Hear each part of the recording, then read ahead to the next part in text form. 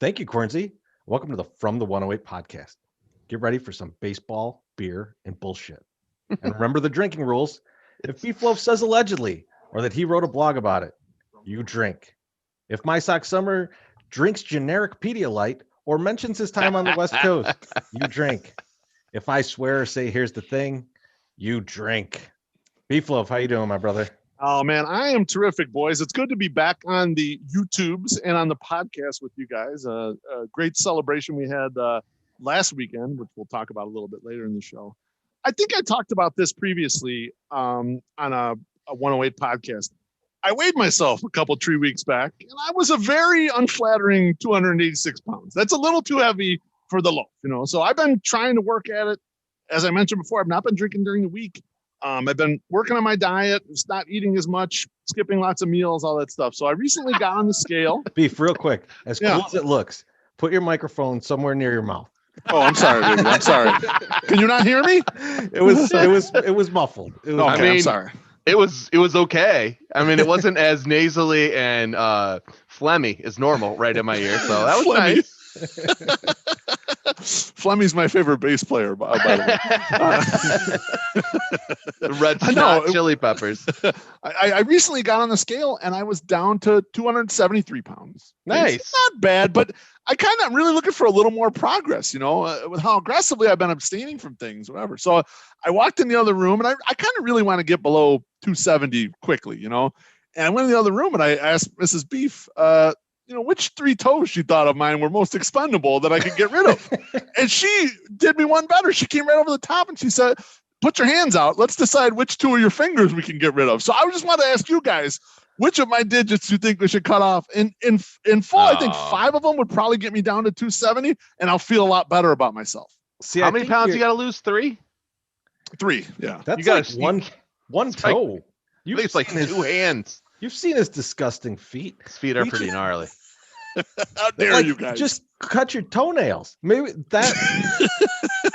Cut How those dare you? thick ass toenails. Maybe it'll drop you a couple pounds. I'm going to tell you though, like I was looking the other day, man. I got something that's going to put the weight right back on you. I just had these. Oh wow! They make Arby's French fries in the frozen section. You could buy like a bag of Arby's French fries. Frozen. They make them in the frozen section. Well, I mean, they make them. They make them right there. You go to the Mariano's and they're right there, and they're like, "You want some Arby's fries, motherfucker?" In the freezer making them. It's incredible. He makes handmade ice cream and Arby's French fries. That's what he does in the freezer. Yeah. He looks very cold, but he's loving it. But yeah, I had these. I throw them in the air fryer. Oh man, you guys got an air fryer? Of course, I got an air fryer. Jeez, when did you guys get that? I'm surprised I don't have a regular deep fryer. Like, so am I. I'm surprised you don't have multiple deep fryers in your home. Knowing you, Treasy. Oh man, that would be great. Those things are so nasty, though. They're so stinky. Deep fryers. Yeah, deep fryers they stink up your house. The air fryers are much nicer. But yeah, I threw them in there. Man, It's like having Arby's fries. It's awesome. But no Big Montana. How'd you get the Big Montana? Well, I captured That's frozen too. They make that over in the deli area for you at the Mariano's. I went on the tracks behind my house. I captured some wildlife. I've got the Arby's slicer, so we're all good. You borrowed it from Kramer, didn't you? Yes. So when Uncle Rico moved to Arizona, or maybe about a year before he moved to Arizona, he said to me, "Hey, you don't have any need for a commercial meat slicer, do you?" And I thought for a minute, and I was like, my immediate reaction was, no. And then I can't even sell that thing because it's too heavy. Now, I can't tell you how many times in this year that he's been gone, it's come up that I want to cut my own meat. Like I'm like, oh man, if only I had a meat cutter, I could make this. Like it's happened like 10 times. Like so mad. I could have had it, but you know where what? Would you have it? I don't know. But you know what? It would have been a hell of a year to have your own meat slicer when it's COVID and you can't go anywhere. You're like, what are you gonna do? I don't know. I'm gonna smoke a fucking pork butt and then I'm gonna slice the shit out of it with my fucking meat processor thing. I don't know. It would have been awesome. So anyway. I just envision you buying one of them big hams that I see them slicing in there, like doing this shit. Hey, yo, Come on now. Yo, you want some ham? You want some like it thin? Just throwing ham at people. I like this picture a lot more than I would have liked if you showed up at my house with a gift wrap bag of roast beef. Yeah. Like, it's like, be like, I don't want street meat, man. I'm good. Like, what is this? I'm like, oh, it's pork knuckle, but I smoked it with some Geyser cheese, and then put some cherries on it, and then baked it. Yeah, and then I sliced it through my industrial meat slicer. Yeah. This is what we need for when we get back in the ballpark. My Sock Summer showing up with random Ziploc bags of undistinguishable meat that he sliced himself. That's what we need in there. And then handing them out to the masses. Like giving a little sample. You don't know what it is, but you got to take it because it's you're one of your drunk uncles who's handing it to you. I thought you were going to say we need My Sock Summer to try and steal that huge meat slicer that's right by the gate 2 entrance there. No. Listen, I don't need to go to jail again. Okay, I don't need to do that. My Sock Summer, how you doing tonight, man? I'm doing good. Like, this is the first taste of alcohol I've had since about last week. I mean, this like going in. I tasted alcohol coming out since last Friday, but not today. And I feel like I'm like almost about 75% back to normal. My brain, I feel like, is dead. Like died. I feel like I killed half my brain. I don't know if I shared the photo online of the bottle of whiskey, but I drank about 2/3 of a bottle of Canadian, like Royal, like Crown Royal, and it was just not pretty. I have not watched the show, so whatever parts that I was blacked out of, I still don't know what happened. We'll talk about that in a bit. All of it was great. No worries. And then I got the my dad had like sent me a message and said, he talked to me the other day. He's like, "Oh, I finally finished the show," and I was like, "Fuck, you finished the show." And he goes, "Yeah, the whiskey got you, bud." And he's like, "You got to make sure you drink as much water as you do whiskey." And I go, I knew I was in trouble at the beginning of it because I drank 2 drinks before we were even done talking to Jim. And I'm like, I'm fucked. I'm 100% fucked tonight. And so I actively, mentally was aware of what I was doing, and I still couldn't stop it. Now, yeah, so that's it, man. I have a lot of banter. Well, I was going to yell at, Chicago PD because they were filming up the street here, or Chicago police, or Chicago PD. And they didn't notify anybody on the block. And then they just took half the parking. Now, not only did they take half the parking of the street, but we have like 19,000 feet of snow in the street. So dibs on crack right now, folks. Like, it is insane. And I never taken dibs. I never called dibs since I've lived here until Monday, because my wife needed to borrow my sister-in-law's car so she could go back and forth to her house, because it's just a little bit easier when we're not all under the same roof, so she can get her work done and not have the kids coming up and bothering her and all that bullshit. And so, it's like, this is nuts. So then I'm trying to like park in the fucking garage, and they got all these goddamn cars up there blocking the alley. And I'm like, you guys got to be out of your fucking minds here. Now, I will say this. I'm mad at Chicago PD, possibly the alderman, just because of that bullshit. What I'm not mad about, and who I'm not mad at, is the goddamn city of Chicago waste and disposal people, because those motherfuckers went through the goddamn alley today and picked up the goddamn garbage and recycling. I said last night after I got home from the gym, like, no way in hell these motherfuckers are coming tomorrow. They fucking came. Mail guys didn't come the day after the storm. Nope. Rain, shine, whatever. Jack. Nope. I bet Jack was out there. Jack. I bet Jack was out there. Well, I think he was in a rascal. I think he's shelved right now. Yeah, I think he's been shelved. But My Sock Summer, I can't help but notice how careful you were to not say our alderman's name, Patrick Daley Thompson. Because if you say it and you talk ill of him, you're going to wind up in a fucking dumpster. Treasy and I are going to find you. It's going to be like in Goodfellas when they had Carbone frozen. Those disposal guys are going to show up. Exactly. They're going to come and get your ass, motherfucker. I just put a deposit down for 2 girls to go to private school potentially. So I think I'm probably okay in the Thompson household right now. But just in case, yeah. That's a whole different assorted tale of goodness. But I won't get into that. But but no, I'm good. My brain is back to firing at somewhat normalcy, but it took 2 to 3 days to get back to normal. So I mean, fun. I normally ask around this time, what are you drinking? But tonight, I guess I need to change it to, are you drinking? Oh, damn. See, I told you to go with the what aren't you drinking? Because you drink everything, you fat fuck.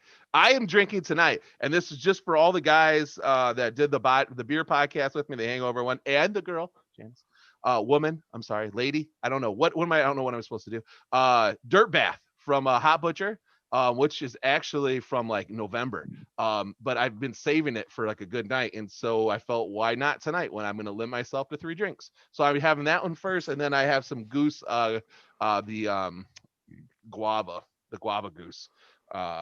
What the fuck is that motherfucker called? Not the Shandy? Guava Squad. No, I have not got into the Shandy. That was when I saw that come over the Twitter stories, I was like, yes. And then I immediately was like, that's a lot of sugar. That's going to be a headache, like a lot of headache. But and I'm not saying that just because it's 1 or 2 of them. I'm saying because we're probably going to have a day where we each drink 15 of them and then attempt to probably go to the park. Yeah. I mean, like, it's an incredible hot tub beer, right? Yeah. I mean, like, it just looks like that is a awesome hot tub beer. And like, I just imagine us doing a post-game soak and then just crushing a bunch of those and missing work the next day. Mm-hmm. I was gonna say, how are we even alive after all those post-game soaks? Not even Sunday scaries. It's just like Monday misses. Like I just will miss work the next day. Do you guys think that potentially if Bader Brow hadn't closed, one of us would have been like killed by fruit tsunami? Like, it's potential, right? Like, that probably had the biggest potential of any beer that we've ever had that would have killed us, because we had those nights like I had on Friday where we would talk, like we were drinking and then like we're like 2 hours in and then we were both like, yo, we blacked out. What happened? Like, what ended up happening there? Because that beer just would come and get you, like right on the backside, just got you. Oh, God. That one got a lot of people, especially when we'd go to the brewery. So good. Because we'd start just like having those rounds or, pitchers of those. Yep. And people are just like, because it's like a light, it's got a light flavor. It's nice. And it's like, it's not like a stout where you're like very aware that there's got to be a lot of alcohol in this. It just didn't have that feel. Right. It wasn't alcohol forward. You're right. And like, I feel like a lot of people like made big time mistakes drinking that. And it was so good because it was fresh. Like you were right there and it was like, oh God, it was like the piss of the gods. So great. So great. I miss it. So what are you guys drinking? What do you got? Loaf? Drinking some Turley?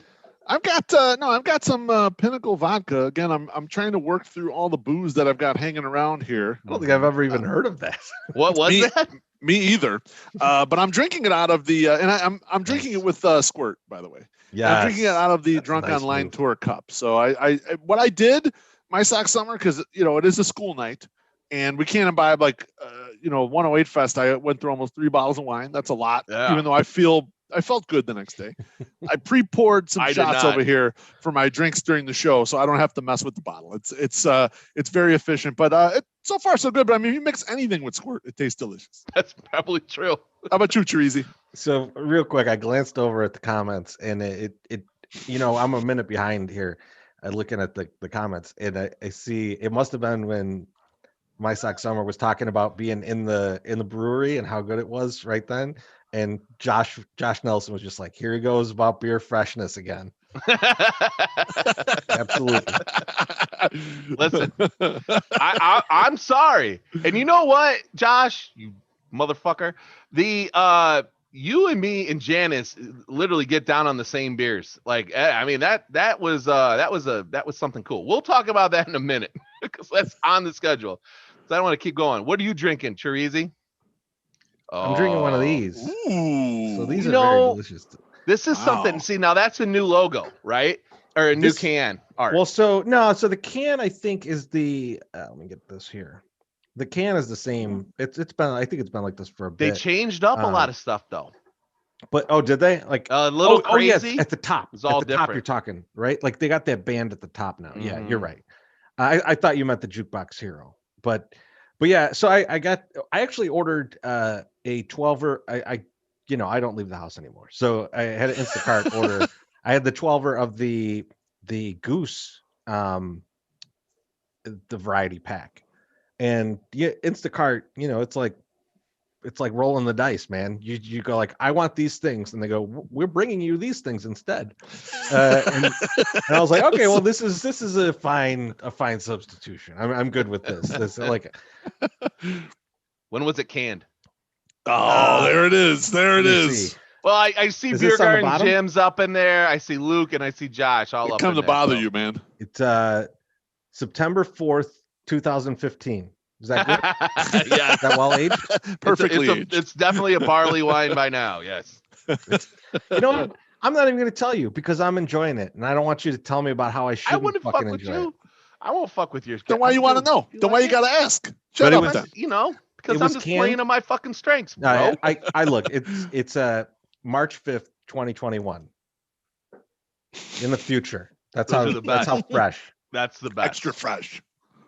God damn it. Definitely the best. All right, I want to get into a little bit something here. Usually we would do What are we gonna talk a about? points bet ad read, but I want to do something a little bit different. And now, obviously, Super Bowl Sunday's coming up, and you can, of course, go to pointsbet.com, use Yes. promo code 108ing to get $250 on your $250 deposit. We all know that. We're You not can gonna go do that. do ad. that. You should go do that right now. Yep. But what I wanted to do was I took a look at some of the bets they have for the Super Bowl that are higher than 10-1, basically. And I figure what we'll do here, we'll do a little game. We'll each pick one of these, Sweet. and then we'll put up a poll Oh. later, whether either tonight or tomorrow or something. We'll put up a poll. People can vote on which of the three they want us to bet on. And whichever one we bet on, and these are long shots, we will put $108 on this bet. You I guys in? fucking love it. All right. Yeah, that's awesome. All Let's right, do so- it. We're using 108 money, right? Yeah, this ain't coming out of your pocket, my I'm suck kidding. number. Don't worry. I'm We're Cheap not, motherfucker. you don't Well, have if to we're sell not- you don't if have to we're- sell McNugget toys to get this. I'm just 108 I'm is just gonna covering say this. because if we're not, I have to change the 108 day donation amount real quick, and then we'll make sure we're okay. All right. So let me run through these, 'Cause and I'll I'm give you prick. the odds on them, and you guys can each pick one. I'll pick last because I would take any of these. All right. So the first one is any non-quarterback to pass for a touchdown. That's plus 1,000. Wow. I can't believe how low those odds are. Like that feels low to me. Like Yeah, it does. like I feel like I should get a lot more odds on like a running back throwing a touchdown in the Super Bowl. But I guess it's a different game now. Yeah, it's not like the Saints are in there and they could bring in Taysom Hill and then he Right. throws a touchdown on an option play or whatever. Mhm. Exactly. And it's not like Tom Brady would let another player on his team throw a touchdown. So we're really That's looking right. at the Chiefs. All right. The next one is opening kickoff to be returned for a touchdown, and that's plus 1,000. Mhm. That also seems low. That seems like Yeah. that. Like I only see kicks actually get returned like once a game. So I'm surprised at how low those are. Okay. Hester did that, right? Yeah. Didn't he return Yeah. the first? Yeah, The like that opening was the only kickoff, time yeah. the only time they scored, right? Yep. That whole No, game? they scored otherwise, but No, it's no. the only time No. that's happened. Because they in the did Super that, Bowl. and then immediately like they had the long Thomas Jones run, and we were like, yes, we're gonna win the Super Bowl, and they did not win the Super Bowl. No, Yeah, that that sucked. did not happen. Either team win by a shutout. Mm-hmm. That seems nuts for this game.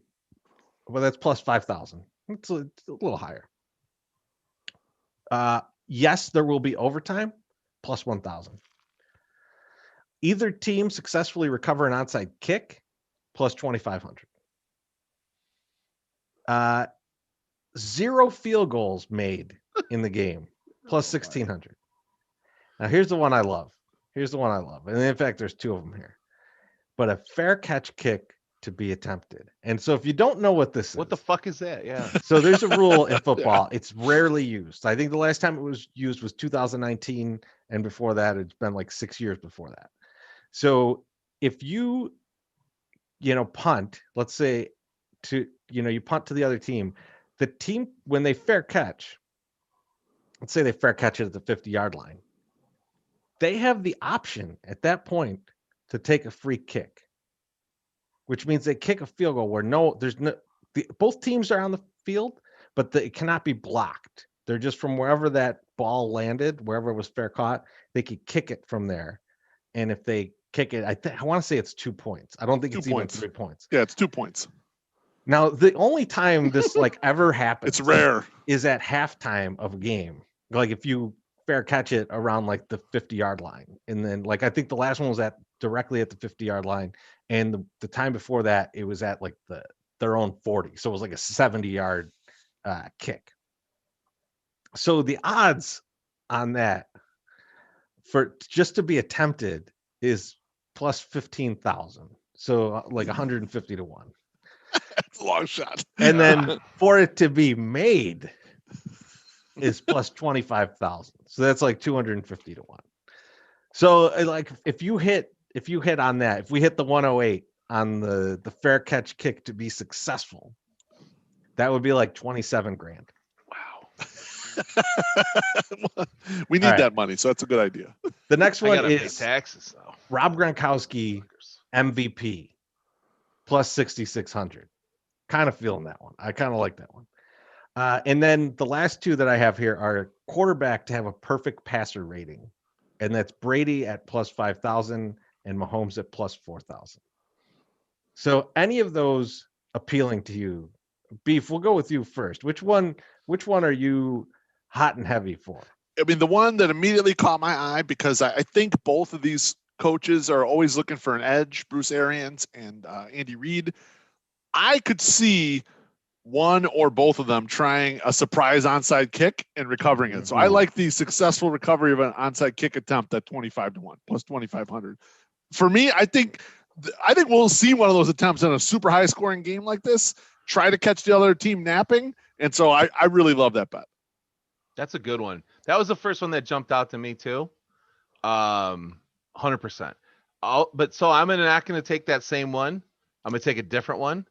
I'm going to take, will there be an overtime? And I'm going to say, yes, there will be an overtime at the 1,000 plus 1,000.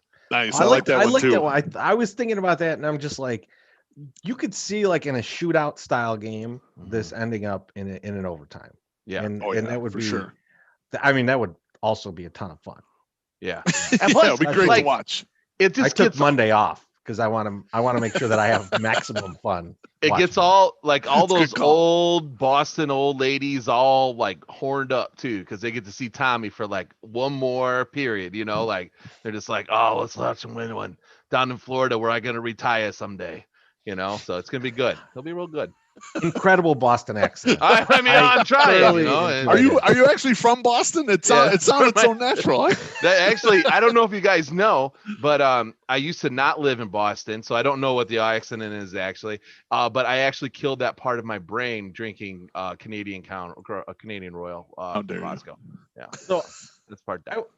I will post these separately because I am definitely going to bet both of the fair catch kick ones on my own account. Oh my Lord. So you don't even need to choose us. What do you doing that? What do you put on it? You're not putting 100 on that though, would you? Would you put just 100 like on 500 on it or something? Yes, do it. Would not do Something that. small. They want to give you 500. I don't think they would. Like, I'm actually they interested would. to see what they'll let me bet on a plus 25. Probably like $5. We go like, you can bet $4 on this. Show. I don't know. PointsBet has high limits. Like you That's get true. down at PointsBet. You That's can't true. bet $108, but you can bet $1.08. Okay. No, that's a different site. PointsBet takes some money. Actually, okay. this one though, but actually, I think for pretty much every site, if you want to bet a ton on fair catch kick to be successful, they'll be like, yeah, fucking give us your money. That's fine. Yes. By the way, just checking the comments real quickly. White Sox Sal says that My Sox Summer sounds just like he was in The Departed, and I can't agree more. I totally agree. See, because he said that, I know he's fucking with me because that's what that guy kind of does. So, hey, go fuck yourself, Sal. And hope you're having a great night. So I'm gonna go with I'm gonna go with the Gronk MVP because I think that feels possible, right? Yeah. Because I feel like if there's one guy who's got like one of the ones I looked at was like Antonio Bryant MVP, and I'm like, the NFL would never let that happen. Like that's just an impossibility. But if you're gonna give the MVP to anybody else on the Bucks other than Brady, Yeah. it's gonna be Gronk. So if Gronk had some monster game, and let's say he also recovered an onside kick, Ooh, you know, we can really take it to the bank on this. double it up, baby. Yeah. Double that shit up. In overtime, he recovered it. That's not a bad call. Can we parlay all three of these? Yes. So if they all happen, Yes. then we own the entire Actually- GameStop company. We own all of GameStop. I will when we do this, I will see if we could parlay the three that we bet. There's no way. There's no way they're Man, gonna I allow don't think they'll let you parlay these kinds of prop bets, but like, I mean, it's worth a try. Try it. Check it Maybe- out. And you know, with PointsBet, they got the boost on a three-way parlay, so true. I could put the Well, boost on it too. You don't get the boost anymore. I can't bet the boost anymore. We don't need to talk about unboosted. why. I'm not You're allowed to bet the unboosted. boost. Unboost. But all right. So I'm unboostable. So we've got the will there be an overtime? Yes. We have successfully recover an onside kick attempt. Yep. And Gronk MVP. So we'll get that poll up and we'll let you guys vote on which one you want us to put $108 on.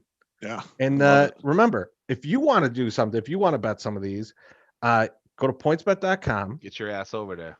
Go sign up, use the promo code 108ing, and you get $250 for your $250 deposit. There's also, we don't always go through every variant of this, but you can also, if you're like, man, I don't want to spend that much, you could deposit $50 and you get $100 bonus for the $50 deposit. So like if you're like, Yeah. I only bet like really once a year and it's for the Super Bowl, perfect. You do the 50 and then you get the 100 on top of that. So that's also a good option over there at PointsBet. And I told you I wasn't going to do an ad read, but I did. All right. That's not an ad Lovely. read. That's just like bringing the message to the people, my friend. That's right. That's That's basically what it is. So what I now, since we talked about gambling, let's talk about charity. And my Yeah. Summer, why don't you give us an update on 108 Day and the final tally? So 108 Day was pretty amazing, as we've discussed several times. I'm supposed to write a blog about it, and I kind of got there, and then I kind of didn't.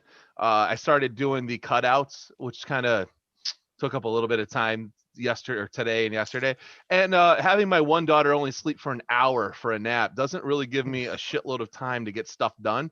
So yeah, between shoveling and all this crap. Anyway, who cares? Nobody cares I got up early, right? That's right. No one does care. I was falling asleep while you were telling all that. Right. I mean, seriously, I like literally had this conversation with myself. I mean, don't talk about that. Everyone has a rough fucking life. Why are you going to say that?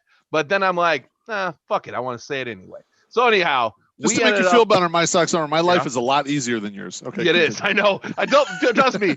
Don't think I don't think about that. And I'm like, you know what? I'm gonna have some sweet ass fucking times when both my kids can like take a crap and not yell at me to come wipe their ass. It's gonna be a good time. So, but by that time, I'll be doing that to you. Right. I'll have to wipe Treasy's ass. So anyway, we ended up grand total. Donated it, I think right before the 108 Fest or right after it. We sent them $8,000 like in PayPal, which is basically cash. So I don't think they spent it on equipment to make meth. So I'm okay in that regard. I can't say for certain. They did offer to give us a tour. I think I'm going to take them up on that. So yeah, $8,000 we donated. Now we had a couple big donors. I don't want to mention any names. One of them might be in this room, but I don't know. I mean, we had another donor that maybe eats a lot of hot dogs. I don't know. I'm just saying, two guys like really put it out there, and that was really nice. But for us to raise, I think it was, oh shit. I know what the number is somewhere. I don't remember exactly, but I just know that $8,000 was donated, and that's all that really matters. Now, they said thank you. They sent us a little message. They are looking to purchase an actual building over in their neighborhood, so they are using the funds for that. So they that is where it's going to go. And it's a big impact for them, and they responded in that same way. So which was very nice. They said to us, hey, they were overwhelmed by it, obviously, which I thought they would be, because they don't know who the fuck we are. and somebody just sends you $8,000, for your cause. Like, that's got to be pretty swell. Like, I'm sure if I got a PayPal for $8,000, and I was like, oh, hey, this is nice. Like, I get that way when somebody says, hey, I want to PayPal you $500 for this. Like, that's how I feel. I'm like, God damn, seriously? Really? So yeah. So I can only imagine getting $8,000 like blind. So yeah. So that's what's going on. We're gonna get some T-shirts from them apparently, and we're gonna go over there and check out the site. I wanted to take the girls over just so they can see it too, and we'll see what they're doing. And hopefully this will do something in the future. And then not just send me or send us invites to their big donor events that I get now from Northwestern and Big Brothers Big Sisters, asking me to buy a $2,000 table, and I'm like, no, we should do it. We can't do that. We should get in on that. We don't have that money. Who knows when we meet? It was really cool to get that email from them though, because we didn't know, if we assumed that it would be important to them to get $8,000, but I don't know what kind of donors they have, or if this is something that happens from time to time. Right. But it was really cool for them to say, and they even gave us the address of the building that they're looking to purchase, and the reason they're trying to purchase it is so that they could have a distribution center, so that they can get more things out to the community. And it's like very close to my house. And so it was really cool to think about, being able to affect their ability to buy a building, to do all the great stuff that they're doing, and to have a distribution center in Pilsen. I was like over the moon when I saw what they're going to do with it. And so I don't even know what else to say about it. I just think that was really cool. It's what we set out to do, right? And I was looking through some numbers because somebody threw some stuff at me today, and I was like looking at blog numbers and stuff, and I just looked for year to year how our reads have gone up, and then who's had the most views and all this stuff. And I just remember what we donated last year, and then this year it doubled. And we just keep doubling everything, which is great, except for Twitter followers, which would be awesome if we could do that, but whatever. People are tired of our shit on Twitter. I mean, we might have hit our max on that one. I don't know.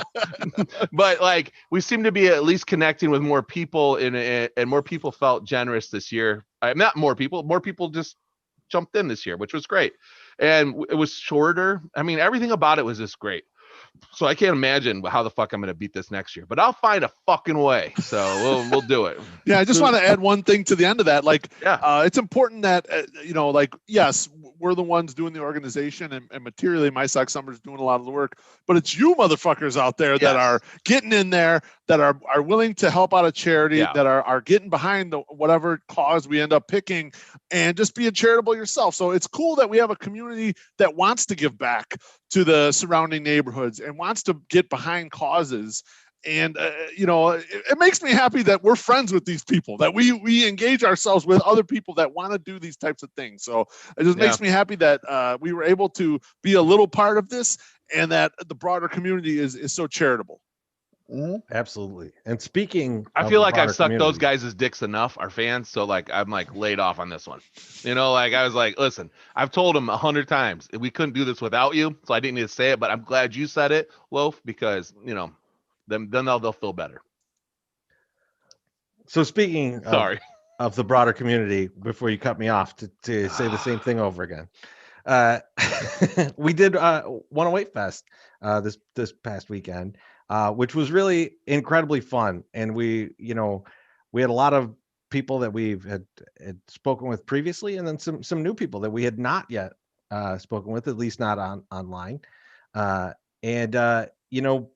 Sox Fest didn't happen this year, so we couldn't let that stop us from doing the post game to it, and we actually did 2 nights. And so the first night, Friday night, the 108 Fest show.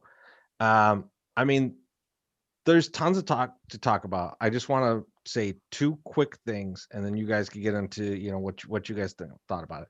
but Rick Giolito was the fucking star of the show. Like he was awesome.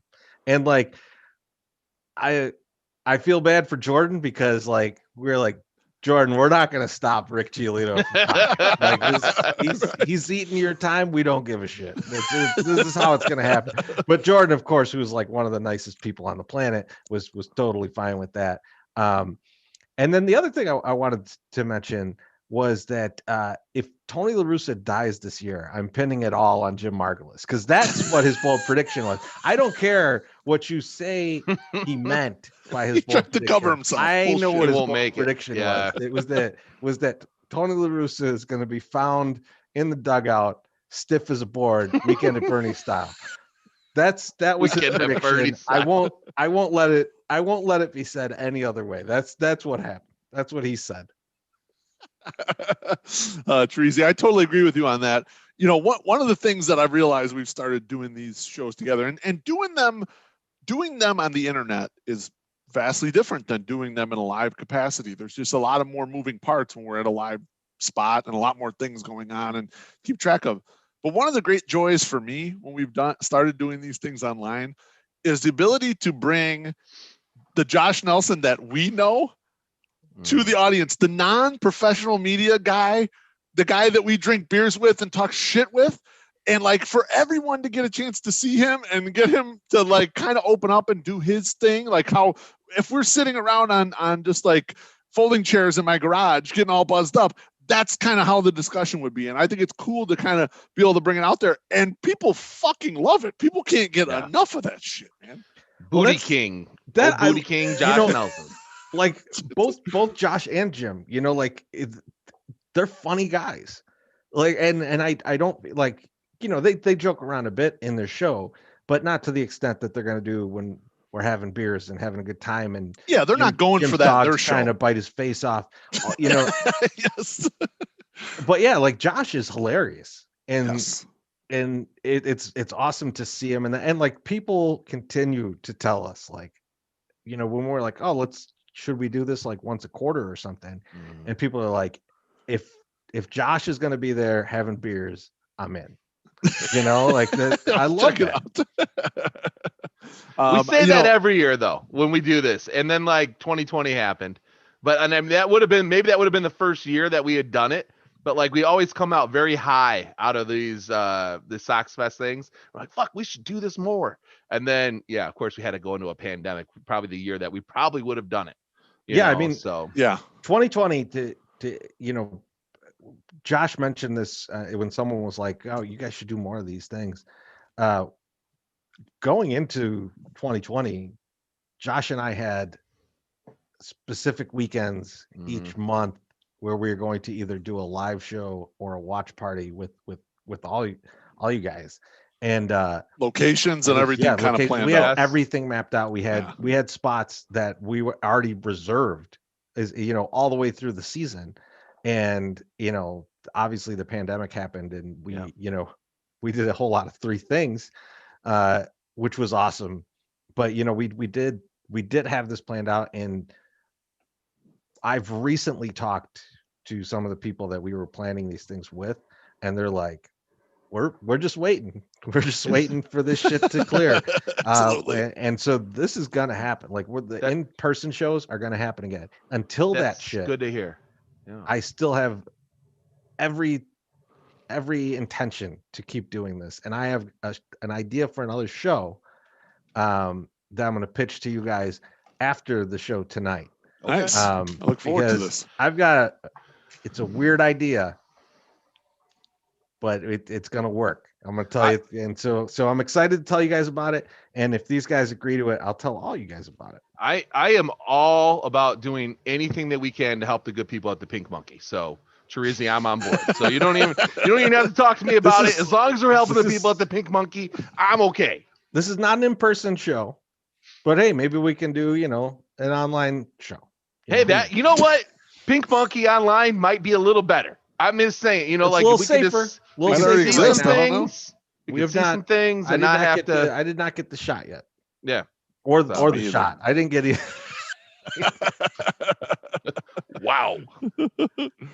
All right. So Now, another thing that I absolutely loved is we got into it a little bit, and I try to, when we have guests on, I try to get them out of their comfort zone a little bit. I try to ask them a question that they're not expecting to get. Get the fuck And out of here. I fucking love that when I got in on Alyssa Bergamini by not having us on the scoreboard, she couldn't wait to bus toss Matty Ice. She couldn't wait to sell out her friend and say, nope, that guy's fault. Fuck that guy. It's his fault for this shit. I loved it. I was so happy when that was the answer, to be honest with you. No apologizing, just it was Matty Ice. You know, I did love that, and I tried to defend him because he gave me the James Shields ball. I probably got him in trouble for giving me the James Shields. Imagine a scenario where like Matty Ice got pulled into an office the next day, and they're like, "Did you fucking rig one of the raffles to get some asshole a James Shields ball?" Like I can only imagine him being like, "Who else would want that?" I bet he did, and he said yeah, and he's like, who cares? And they were like, right on. We'll see you next year. That's probably what they said. Because I mean, who wants that? They're like, you finally got rid of the James Shields ball. That's awesome. Now, one thing I thought was really cool was the Locked On Sox guys. They actually cut the audio from their section and they put it up on their podcast.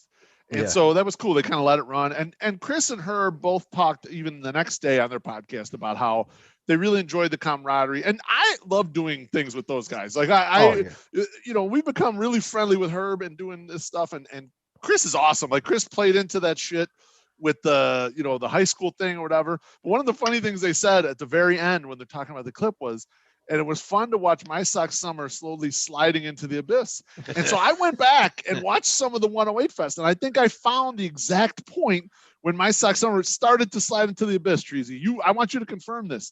It was the part in the show when around the 2-hour mark, when my Sox summer tried to arrange marriages for the guests' children. It was so weird. And like, even Father Zoe was trying to like backpedal out of it. And James Fox was just frozen. Like his Zoom screen wasn't frozen. He was frozen. Like, what the fuck is going on right now? He left shortly after that. Like he got uncomfortable. He had to get out of there. Probably my fault. No, his kid woke up. He tweeted. He told us. Come on. I wanted to blame you for it, but listen, you can. No, he might have lied. He could have lied. He's a liar. I mean, he might have lied is true. I don't know that he's a liar is true. I want to make sure. I wanted to say he's a liar. But so Beef, I was going through the timestamps of everything because I wanted, like, some people were asking like, hey, what times? Because it's 4.5 hours. I get it. You don't want to watch all 4.5 hours. You should, because it's all awesome. It's terrific. But I know some people were like, I want to see this guest or this guest. So I was like, okay, well, let me just put the timestamps for everybody, make it easy. And I was going through it, and I'm like, Layla comes on at like 3 hours and like 6 minutes or something. Yeah. The show is almost 5 hours. Like it's 4 hours and like 40 minutes. And I'm just like, our last guest started like 3 hours in, and we went an easy hour and a half after that. We went like every bad 90s comedy movie length after the last guest started. And so exactly. I was just like, man, and so many people, not only the people that were, you know, in the Zoom with us talking, so many people just stayed on, and we're like, the comments are awesome. Like that comment stream is incredible. Yes. Like that was the best thing. I'm like flipping through, and like I'll look over and I'll be like, whoa, how about these comments? You know, so like it was just awesome. And like that's kind of like the reason we started doing any of this. Mm-hmm. Right. And then like to see it at like to use the term full mast, I was really happy to like go through it the next day and kind of just see like, man, we, you know, it was bullshit that we didn't have Sox Fest this year, right? And not on the Sox part, it's bullshit just, you know, in general, life, right? I mean, like this fucking sucks. But to be able to do something like that, where like we're all like checking this out and just having fun together, and like people are talking shit, man, it was great. I was like, I couldn't have been happier about it. And my Sox summer, someday when you remember what happened that night, you will look back on it fondly too. I might watch it in a year. and then I'll let it go. Because right now, and I think what this happens on a lot of things that we do, where I feel like I got really drunk, but this time I got way drunk. I think it's worse than what it actually is. So I think Yes. I think you should rewatch it but for yourself just to get rid of the anxiety, because I feel like you have some anxiety about like you were fine. We love I you. just would be You arranged marriages for your children. okay. So if that's as weird as it got, that's fine. I think so. But I think that's the weirdest thing. I just didn't want to like offend anybody and say You're gonna. anything. You always and usually do. I don't. Usually I don't say anything like obnoxious or like ridiculous. Yeah. Well, not like that bad though. Oh, okay, like, got it. You know what I mean? Like I don't get angry. I'm not an angry drunk per se. No. No, you're not. I don't really, but I just don't. I inherited a gene from my father who also will have a few too many and then just say awkward, weird shit. And like that's the one thing that's within inside me. That like I'm like, oh God, I can't believe you said that. And then now it's like, oh God, you just did a goddamn live show with 300 people watching and you said weird shit. Good job. So it's like, you become what you don't like, sometimes. And that's just what it is. I'm just looking at the comments. Billy Wire says, you were fine if you were a walrus struggling on unsure footing. I think that's a perfect way to put that. One more anecdote from me on this. And Wally Money was up in the 108 DMs talking about this, and I couldn't agree more. Treasy, you did an outstanding job of keeping that thing on track, of keeping that thing rolling. Excellent hosting job.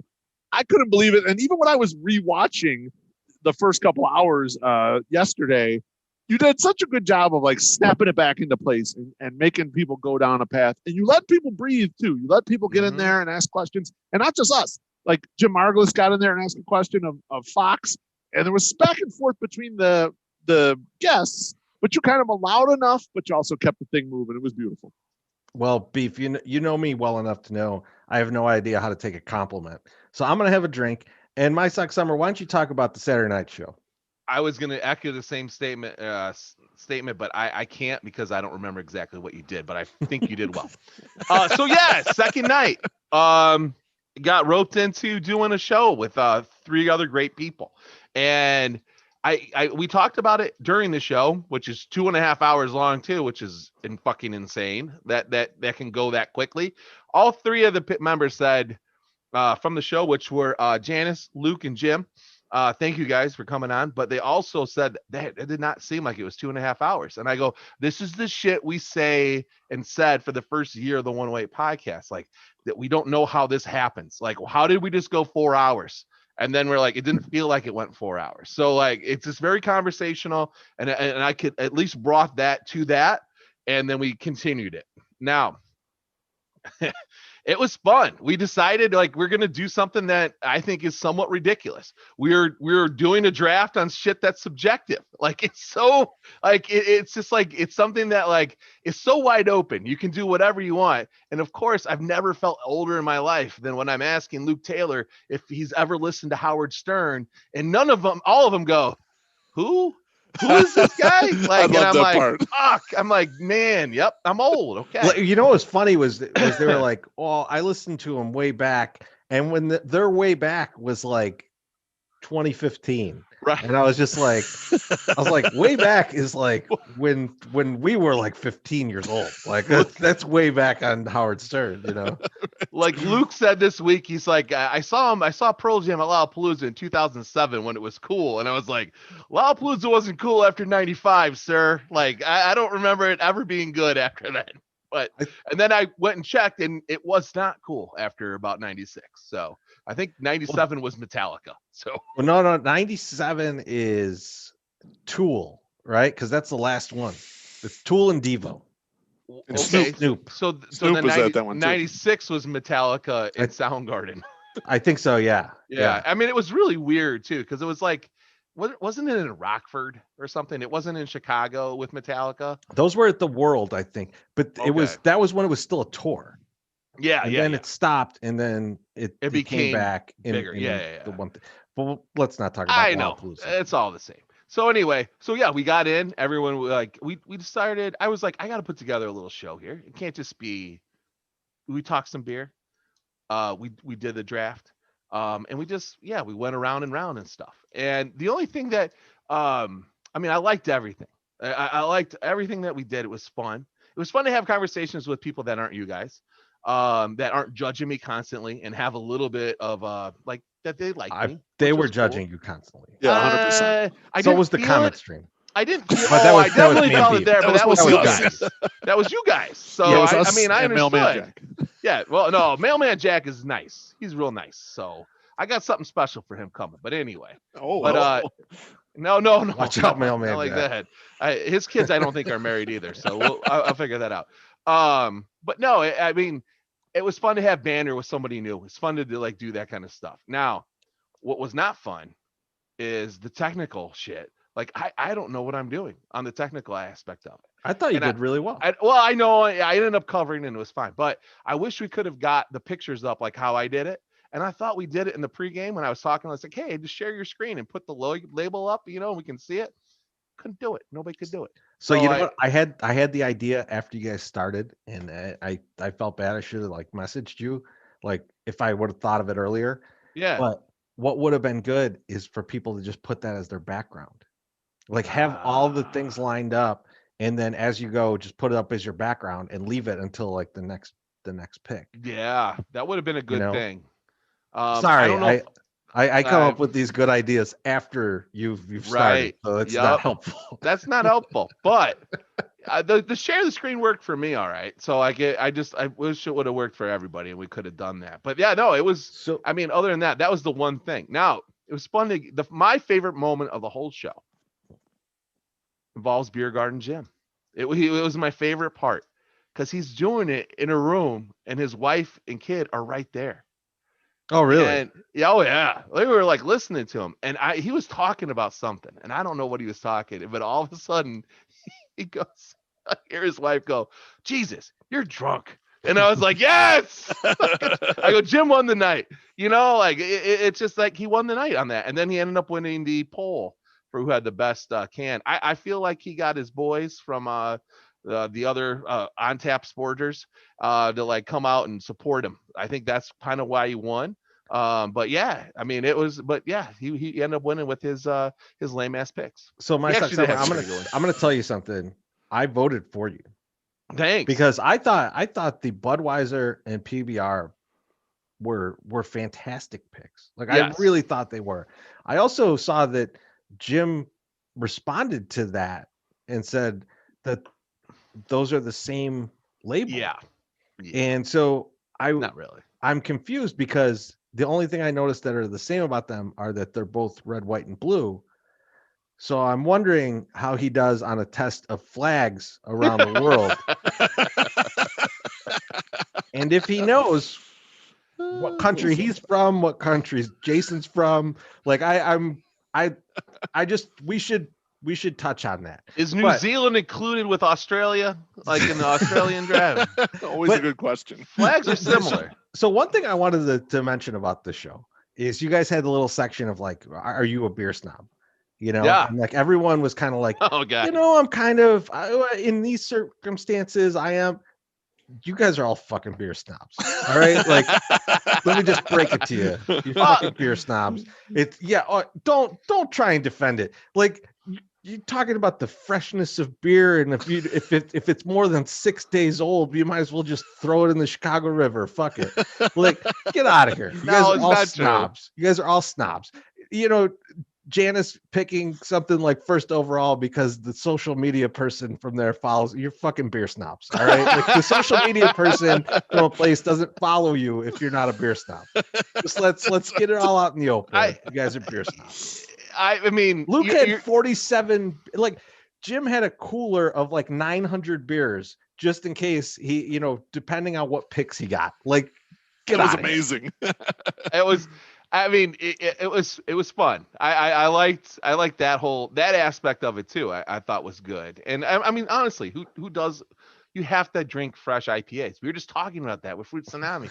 When it's fresh, it's the best. It is the way it should be. Jim also said, yeah, Great Britain looks exactly the same as Australia. So they're all, it's all the same. It's all one country. So, yeah. Now the thing is with the like how I looked at the draft and how I made my selections, I just picked I picked two things especially that I thought were iconic, and I think both PBR and Budweiser are very iconic. And the one part I had a whole bit worked out, and totally, I know it's surprising, but killing half my brain made me forget it. And I was going to tell these kids that, like, we used to have animals selling us these products. So like Spuds McKenzie sold us Budweiser. So you had chicks in the Budweiser logo swimsuit with, less than clothed, hanging on to a dog, like just hanging out. And you're like, fuck, I want to be that goddamn dog. Spuds. I want to be, Spuds. And then you had Joe Camel selling fucking cigarettes to every second single one of us, these little kids. Like, as a child, I got sent T-shirts with my, like, that were Camel shirts because they didn't check that shit. You just called the 1-800 number and they sent you the fucking shirt. I mean, it was just ridiculous. I like always how hawking that was. free shit. Even when you're a kid, hawking free shit anywhere you can. I can't believe it. I lived in a town of 15,000 people. Like, we all had a fucking free Camel shirt. I couldn't wear it in front of my mother. My mother would have lost her fucking mind. She would have been so mad. But of course, she was smoking daggers in the basement, unbeknownst to me. But cheers. Did you leave the house? Did you leave the house with no shirt on and then? No, I just didn't wear it. I had to fucking hide it. I hid it like a good young Catholic kid would. Okay, and not got in trouble with my mom because of the fucking Camel shirt I had. But no, so yeah, no, everything about the show was fun, other than me being incredibly hungover and not being able to drink anything because my stomach was just doing flips. By the way, that was fucking embarrassing. I'm sorry, move, man. I'm sorry. It's a weak move. I don't give a shit about how annihilated you were for 108 Fest. I thought you were great. We had a great time. Man, choke down one beer. All right. Think about all the Sunday soaks we've done, man. I know. And I said it. I said it in the goddamn show. I might throw up in the tub, but we're like, you know what though? Goose Island has asked us to do this for them, and we're gonna drink these delicious Goose Islands in this tub, and we're not gonna throw them up because they're damn delicious. right. I hate to say this, but like getting in a tub with your friends, with your good friends, and getting back on that horse that you just got off of the night before is a lot different than sitting on your couch in your cold ass basement alone, like afraid that you're only 10 feet away from where you just puked like less than 24 hours ago. It's just like less, it's just not as fun. Like, it just wasn't like, it's not like we're going to do anything great, Like, I was just like, I don't think I could do this. I had just eaten, finally, right before it, had some Rico Bennies. I probably could have pounded through a beer. I should have. But I was a wuss. I wussed out. And I apologize. You know what? I'm going to have to make up for it sometime. I'm going to say we underestimated the shame of the casting couch. That's that's absolutely like I didn't realize I saw you guys how shameful his first night on the cast. Man, just couldn't recover coming from back to it was just it was almost traumatic to him. The memories, he just couldn't deal with them. Huh? You're right. I stayed on that couch for as long as I could, and then moved up to the upstairs couch and stayed there. And then about 6 a.m, when my wife woke up, I was like, all right, I'm going to bed. I thought it would be very bad for me to come into the room before I was like, at least slept it off for a few hours before I came in. Like, I didn't want to wake up the kids. I didn't want to wake up the wife, all that bullshit. So, hey, thank you very much to Janice, Luke, and Jim. We're in talks to do some more stuff, and we probably will. Nice. They were awesome. They were awesome. They were really good. I really enjoyed watching everybody. That was really good. And I mean, if Luke wants to just do 10 minutes of him doing Papa Shot in that room, I will put it on the From the 108 channel. We will. Maybe we can bet on it. We'll put that on. Oh man, yes! Us just screaming at him while he's doing Papa Shot is a show. Yes. 6.5 hour show. I'm getting it in the comments right now. Yeah, you're getting murdered right now in the comments. Fine. You know what? The thing is none of these motherfuckers would say this to my face, especially, well, some of them would. Some of them probably would. But you know what? They're also going to be the first ones that DM me after they get their shirt or whatever, and I've included extra shit, and they're like, "Oh, thank you so much. It was so nice of you to do that. You're such a great guy." And then they're going to talk shit. Now you're shaming people for thanking you. Yeah, no, I'm just saying. Wow. They're talking shit to me here, but they're not. They wouldn't talk shit to me like in the DMs, please. All right, here's the challenge to everyone. I'm gonna get a DM from old DM the shit Mr. to Hand. my sock summer. Yep, make sure you do it.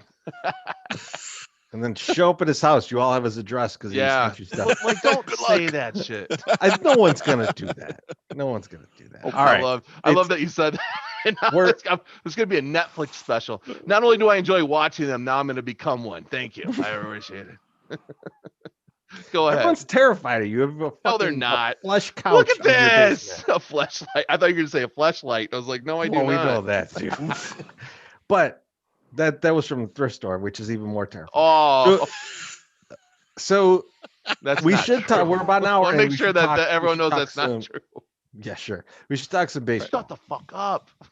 So Carlos Rodon is back. Beef, I feel like you want to talk some Carlos Rodon. I want you to talk some Carlos Rodon. The people in the comments want you to talk some Carlos Rodon. Let's do it. Baby. Okay, Carlos Rodon, welcome back. We missed ye. The White Sox signed him to a one-year deal, $3 million contract. They had to let go of Emilio Vargas. I don't know what your favorite Emilio Vargas moment was. Mine was this press release that was releasing him because I forgot he was even on this fucking team. Mine was finding out he was on the 40-man. It will shock you none bits to know that I did write a blog about Carlos Rodon coming back. I clipped some audio from a podcast that we did when we had Josh Nelson on in October when we were doing our Sox Machine off-season plans. And my rough estimation at that time, right after the Sox had been eliminated, and we were kind of trying to decide which players we would tender or non-tender, who you want to bring back from this club, I thought that it was reasonable to bring Carlos Rodon back because I thought the pitcher pool that was out there that you're going to have to go summon up a pitcher out of, the free agent pool, was effectively just as risky as bringing back an oft-injured but top 3 draft pick Carlos Rodon. Treasy, let me read you quickly a list of free agent pitchers that have signed contracts in this offseason. Before you do that, let me just make a comment on what you had put out there. Yeah. And what they actually did. It's possible what you had suggested, even though it would probably be about $4.5 million to tender a contract to Carlos Rodon. Mm-hmm. Your suggestion might have been cheaper for them. Because when you tender a contract, you can, if they don't make the team out of spring training, that shit ends there. Like when you're talking about when we're talking about someone who is under team control and you tender a contract. Now that they're giving the $3 million guaranteed. He's definitely going to get $3 million. He gets it. So he gets a $3 million. If he comes out in spring training and the fucking arm is just a jello, they're gonna spend $3 million. It could have been a lot less if they went the other route that you suggested. So I just want to point that out. Because they added risk to this situation. Yes. They had a lower risk version of it back in October, November area, which they could have taken advantage of. They punted on it. And then they got to fuck point of the offseason.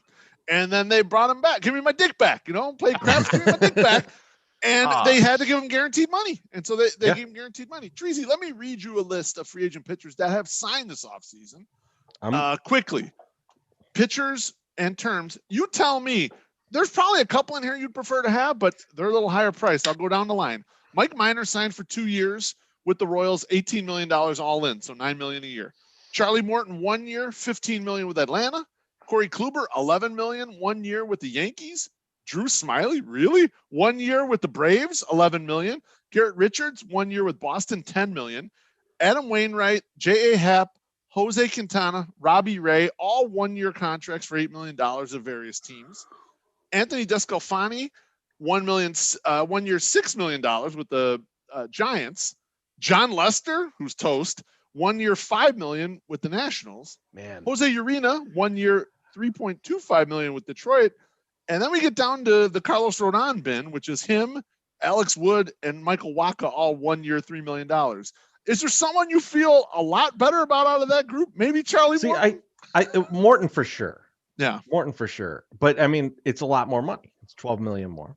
Yep. But I would probably like Lester. I was going to say Lester at the 1 year, 5 million. I feel durable but bad. Yeah, well, but but like, what is Rodon, right? And I actually kind of like the Rodon signing. I think for $3 million, and you pointed out a lot of the guys that are $3 million. There's not a lot there. Like, and there's equal risk, right? Like an Alex Wood, it's a similar guy where it's like there's a lot of potential, but there's also a lot of arm issues. Yeah. Right. And I think generally, I like the idea of like, and trust. Let me lay out what I think about Carlos Rodon so that we can level set this. He's not a top of the rotation arm like that. No. There's not a shoot the moon scenario here, right? No, there's not. You're looking for a guy who's gonna be good-ish, right? Like a 4.5 ERA type guy at the back of your rotation. There's injury risk, so you can't count on him for more than, let's say, let's give him season. 80, 100 innings. Yeah, maybe. Yeah, that sounds about right. Right, and then look around the league. That's a pretty good fifth starter. That's kind of par for the course, or maybe a little bit above what you'd expect out of a fifth starter. The problem for me in this is, you're saying, okay, we're really looking at fifth starter depth now. We're going Rodon, Lopez, possibly Kopech at some point in the year. These we're fishing around like who's going to be the fifth starter. The problem I have with this is that we are really, or the Sox are really, I shouldn't say we are. I have no say in this. I'm just getting fed this.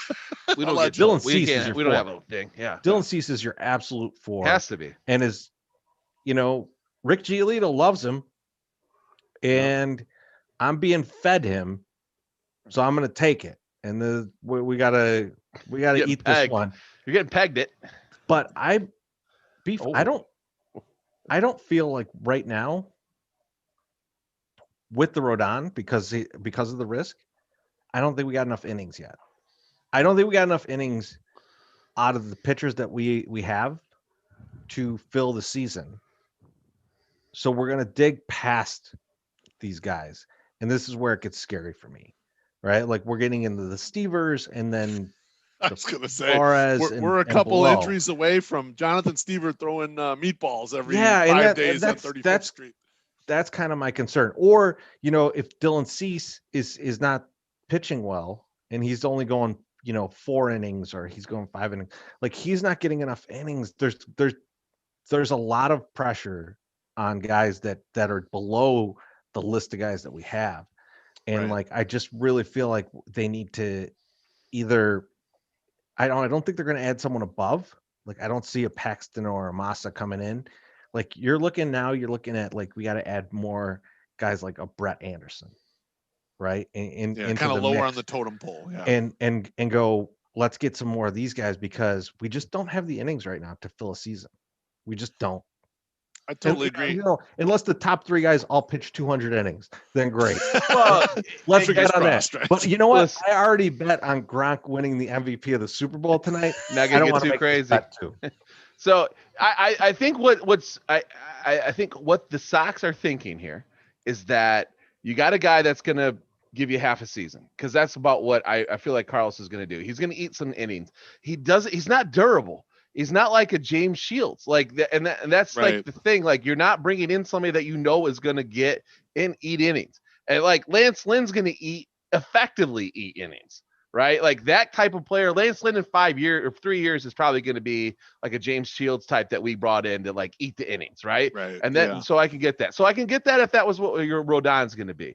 Now the Sox are definitely banking on somebody popping out and having a killer year. Like they're just banking on it. Like you're hoping that Garrett Crochet, like I said in the Hangover show, because I don't feel like I got my crazy prediction like thrown into the actual show. Garrett Crochet will be our 5th starter by the end of the year, or 4th starter. I thought, like, I think that he will come in and he will become part of that. They have to be thinking that. But I've also like what if you look at the market and you look at everything that's out there, there isn't anybody out there that's overwhelming also. So you might as well stick with what you know and know what you're going to get. But like he just adds a whole different, like yet another guy that's fucking just an injury pro motherfucker. Well, like this him, is what I wanted to. Who I wanted else? to hit on. Eloy. Everyone with E's in their goddamn names is fucking got goddamn getting hurt all the time. This is what I wanted. This is what I wanted to hit on with you, my sock summer, because the difference between Rodon and the other stuff out in the market is that he was a top 3 pick here, right? Yeah. He came up fast here. We watched him. We saw flashes of greatness, and then we had tons of disappointment, and he had a bunch of injuries. And so I think the fan base is scarred. Do you have scars? Do you have Rodon scars? I feel like I have them. Do you have them, my sock summer? You know what? I don't think that he's been around long enough. I mean, like, and I've seen him peripherally enough, like, to experience him to have scars. Because he just is like, you keep hearing about him. You know, oh, he's gonna be great this year. He's gonna be good. Oh, he's back. Yeah, best shape. Oh, dude, you should see his drop. See his rotations. Look at this. Oh, God, look at this. Oh, fuck. You know, and that's what I'm looking at with these blogs that are coming out now that are praising him. Not you included, Loaf.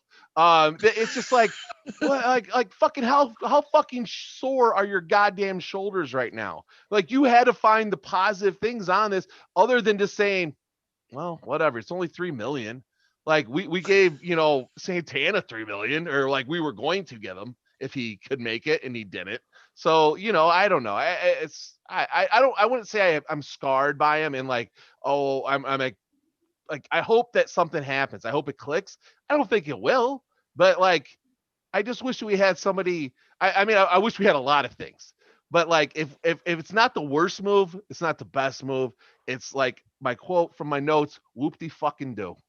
We got him back. You know, I mean, it's literally what it is. Someone threw in the comments, like, you know, Trevor Cahill is a guy you could think about, like, where he's going to be. He could start and he could go, and he could basically a swing man, you know, but that's kind of where I was going with Brett Anderson is like, we're getting pulled over by the cops and we got a pound of weed in the car. We need enough dudes to eat all this weed because we're not going to jail. All right. We're going to eat this shit before the cop walks all the way to the car. All right. And we need some dudes. We need a bunch of dudes to eat up this weed or these innings. Right. Like, it's the same thing. Like, we don't have the guys yet. No. Rodon adds to it. But, and I like what Rodon is. Like, I think Rodon is, you know, he out of the gates, I think he's your number 5 starter. Like, if I'm looking at it objectively, he's your number 5 starter. I think, does Lopez have an option, Beef? Yes, he does. He has an option. So he probably starts at Charlotte, and then you wait for Rodon to get hurt, and then Lopez takes his spot. And then if Lopez is bad, then what do you do, right? Or if Cease is bad, what do you do? You know, you need some of these other guys to figure it out. Or if one of the big 3 gets hurt. If Lynn, you know, has some kind of eating injury, like drinking injury, like we would have, you know, I could see he's got to miss a couple games, right? And who are we going to put in there? And it gets thin. It gets thin real quick. And so that's and Kopech is not going to, like, Kopech's not ready yet. Like, I like Kopech. I hope that he's a guy who could still shoot the moon. Like, he could still be a top of the rotation. Got the upside. Yep. But not in April, May, June. Like, the guy hasn't pitched in 2 years. Yep. Like, give this guy some time. You can't count on this guy. Like, just assume that he doesn't exist right now. Yep. Just to, like, you have to take the mindset of Michael Kopech does not exist, and then look at what you got. And so that's what scares me about what they're thinking right now. Yep. You're banking on Cease at 4. You have absolutely put him at the 4 spot. Like, you're only looking 5th starter now. I like Rodon. I like the the pickup. I think for $3 million, the other shit that's out there, this is a fucking deal. But I don't see the innings yet. I don't see enough innings out of this team yet without me getting terrified of who's going to be in there at some point. I don't disagree with you. Let me throw a couple aberrant thoughts at you guys, questions, and let's go down a path here regarding this signing. Let's do it. First off, sitting down in my new chair. Look at that. I'm guessing early on here, so far in this regime, Ethan Katz hasn't been consulted on a single fucking pitching move, right? Like they brought in Lance Lynn, that's no duh. He's obviously a good guy. They brought in Liam Hendricks, no duh, also a good guy. Then they bring back Carlos Rodon, who was literally gone for 3 months. There wasn't signing any random guy that you never heard of that maybe is like an Ethan Katz guy. This is a familiar guy you already knew. So I'm not saying it's a good or bad thing. I'm just saying this is what this looks like. Do you guys think I'm barking up the wrong tree? My suck, some of you go first and then Teresi. Am I missing it? Like, I don't think he's being consulted at all. I think it's like, hey, you go fix pitchers, but don't tell us who's out in the market that you like that we can bring in. Here's what I think you could like the potential. Okay, potentially. You have a Chris Getz that goes into him and says, or on a Zoom call or whatever, and says, "You can fix Cease, right?" And then it's like, "What do you think about Rodon?"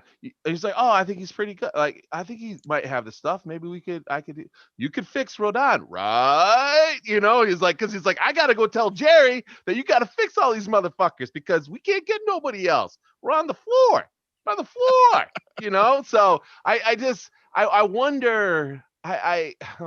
I don't think they probably reached out to him to be like, who should we get? I think that they're probably, I don't know. Like it's like it was probably a stretch to hire him for a lot of the people, the higher ups. So they're definitely probably not taking him fucking seriously. And if they're not, and if you're not taking Rick Hahn seriously, as most of Twitter will have you believe, like. Why are you going to take the new pitching coach that Rick Hahn wanted? Like, why are you going to take him seriously? Like, they're like, it's kind of that way. But here's what I do. Here's another thing. And this was a thing that was brought up during the playoffs when Michael Kopech was at a game in Texas. They said, "Oh, Mike's already sending us names of people that we should look at." I want to know who those fucking names were and why they're not here. Like, you brought it up as a point of content. You brought it up. You said, Mike said, you should check this guy out. He got let go, blah, blah, blah. You should check this out. Why are we not bringing them in? What is the problem? I don't understand this. Like, it's just like, try it. And yeah, and I hope the best for Mike. And I want him to come out and just throw fucking straight fire and just light everybody the fuck up. And I just think it would be so great. It'd be a great redemption. We love redemption stories in the 108. When Daniel Palka hit those 2 home runs to end the 2019 season, we were just like, yes, like fuck everybody that talks shit about this guy, whatever. He just hit 2 hingers in 1 fucking game. Not a lot of people can do that, but I want him to come back with a fire. So I'm going to pass off to Teresi before I pass out or blow a blood vessel in my eye. I'm serious too. I might yell loud enough. I might have a red eye. It might be weird. Yeah, you know, Beef, I don't think they consulted him on these things. I think it was probably more of a situation of like, you know, Ethan, go focus on setting up the pitching program and we'll take care of this. And then, you know, it's like when you hire some contractors to work on your house and they're like, you know what, go on vacation and we'll take care of the house. Right, and then you come back and they're like Pops in Seinfeld, just jamming a hammer into your engine, just blowing shit up. And you're just like, what are you doing, Pops?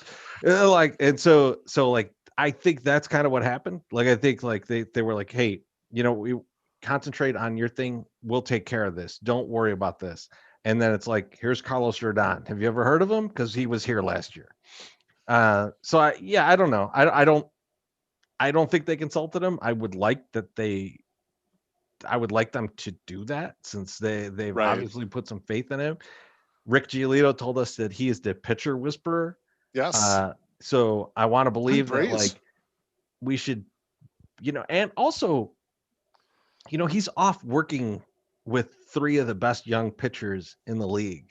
Yeah. Like, Right. do they have a friend who no one knows about? Like, let's let's talk to that Yeah, guy.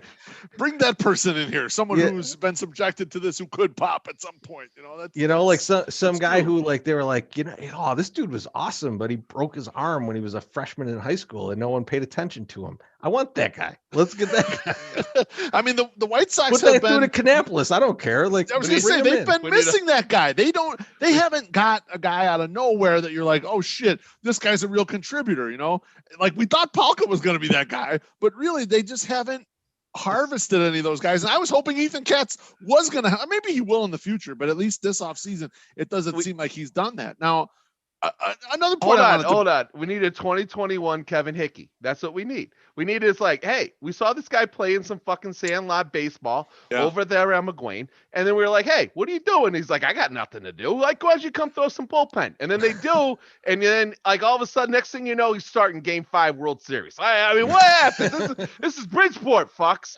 Let's have some magic. Let's have some magic. Now go on with your good thoughts. Okay. I'm going to be quiet. No one said any of these thoughts are good. So I was wondering this. It's kind of weird that they brought Rodon back. So I was thinking, the White Sox signing Rodon, is this the Sox throwing Boris Corp a bone? Like, is this the high profile spot? And if it succeeds, Rodon's going to land himself a bigger deal. Like, it reminded me of in Godfather when Tom Hagen went to talk to Waltz and they tried to get Johnny Fontaine into that movie, and because it was going to make him a big star. And it kind of, the reason why this dawned on me is because Han likes to give these goofy fucking 1 year with an option deal, which is detrimental to the player. So automatically a player who would get a naked 1 year deal for that same money would choose that, because if they have a good year, they'll get more next time. He's kind of cock blocking them with those deals. I mean, God bless him if he can get people to sign him, but inevitably you're degrading the talent level in which you can get to sign, because they're taking that extra year as a, like, I don't know if I'll fucking make it, you know? So it was kind of my thought is like, you know, is this what they're trying to do here, Treasy? You think they're trying to, like, part of this deal is just to curry a little bit of favor with Boris and just like, all right, we'll throw you a little olive basket here and maybe you catch us up later on somewhere else? I don't think so. Like, I want to give him that credit, but like it just feels like this is easy. Like this is easy for everybody. Let's give it a try. The devil you know kind of thing, right? It, I mean, it like is. you've already seen it this feels a lot more like that than to be like Hans playing 4D chess and just has all the pieces. But you know, people do favors. Sure, you know, and sure, people want to have long-lasting relationships, and so I just came to my mind. It's probably not the case. They're probably just like, our manager, we got $3 million left. We'll take $3 million. I would love to read into it and think that, like, we're going to get some inside track on a Boris client next year, and it's going to be awesome. But absolutely we're not. That's not going to happen. All right, my last angle on Rodon, and this is for my suck summer. Ashley Rodon's going to be back in the fold every 5 days, assuming Lois is a starter. MSS, are you excited she's going to be back on Twitter clapping at motherfuckers, especially our friend Josh Nelson? Especially Josh. Yeah, you know what? I went to her page today, like doing notes, and I was expecting something and nothing. Like, she hasn't tweeted in a long time. Yeah. And, you know, good for her. Like, get off of the Twitter. Don't worry about that shit. Like, it's not that important. But I would love to, like, catch back up with her, because she saw me with the two girls, like, sitting in Aloha Mr. Hand's old seats. And it was like, you know, gave me the, I can't believe you do this, you know, with two kids all by yourself. And like, now she has two kids, and I'm sure she will be doing it. I'm sure she will not be doing it all by herself. But, you know, if my wife made $3 million, I probably wouldn't be doing it all by myself. There wouldn't be no fucking kids there. But, like, you know, it's one of those things. But yeah, no, I like her. I like her attitude. I like that she stands up for a guy. You know, she's not a dick about it. You know, she's not a bitch about it, I guess. She has a lot of passion. And that's what you want out of your significant other. You want an irrational ride or die in your corner. Like that's what you need. And like, but she's not bad about it. She's not like, oh, he's the best person out there. Well, I don't understand why he's not number one. She knows his place. She knows who he is. So like but she's fucking rah and supports his ass, and that's awesome. So yeah, I like Ashley. Beef, the only thing I have to add to this is that I do want to see Josh Nelson have a couple drinks in him and take a victory lap on Rodon should have signed an extension. He's gonna have to close Twitter for like a week after that. After Yeah, I mean, like he'll get annihilated for it, but he'll be right. He's gonna get crushed for that. He's gonna just gift that guy all week. That just So- you know. So can I tell bringing you that a up- oh, go funny ahead. story about this guy? Well, that I was going to talk about him too. Go ahead. Okay, so I was talking to our one buddy, and I won't name his name because this is a ridiculous story. But we were talking, and he's like, you ever think that dude had that perm because of a bet with Michael? And then that game when they were pitching quarters, what Michael lost was Michael had to grow the Hitler that I was like, this makes too much sense. This makes too much sense. I'm gonna agree with what you're saying. I was going to say that it's awesome to see that even the greatest player of modern day athletics got fucking punked by some dude because he was he had that relationship with like literally the like bigger than a president like at the time, and he could still fucking give him shit in front of cameras, in front of everything. This was like, I just beat your ass, bitch, and now I'm gonna knock you. It's like, this is the best. Like, I love it. I love that exists, and that is like when guys or when people are like, what's like a good friend guy relationship, and like that's what I'm gonna point to. I'm like, this guy. You got a guy at the one end of the spectrum, like this, the greatest of all time, and you got a guy who's a security guard at the United Center. But like at that point, because he just beat him, like you're equal, and you can give him shit. Like you can give him so much. You're not even equal. You're better than him right there. I'm better than Michael Jordan pitching pennies in the fucking corner at the United Center. Like that's amazing. Like I was thinking about that. I was like, God, that guy, that's just fucking amazing. So I'm glad I remembered that anecdote after all the fucking whiskey I drank. So all right, go ahead. Let's go. Look, your brain is still good. It's still there. Well, kind of. It's okay. I think as good as it was, Lo. It's as good as it was. It's coming back to what it was. I think we got to talk about a team a little bit further up north than we usually talk about when we're talking bullshit about a team. Yes. But the Minnesota Twins, they've been doing some things. They picked up Andrelton Simmons, they picked up Nelson Cruz, they picked up Alex Colomé. Yep. And all I can think about is that this is going to be a hell of a race in this division. Like I'm optimistic, and I'm scared, and I'm excited. It's all the emotions that I should have for a team that I love and a team that I hate in Minnesota. And so I think a lot of people took poorly to the Colomé signing, and to me it was more the combination of Simmons and Colomé that made me more nervous, right? Because I think if you have a pitcher that's going to put the ball on the ground in the ninth inning, and you have literally the best shortstop in the league, that's tough.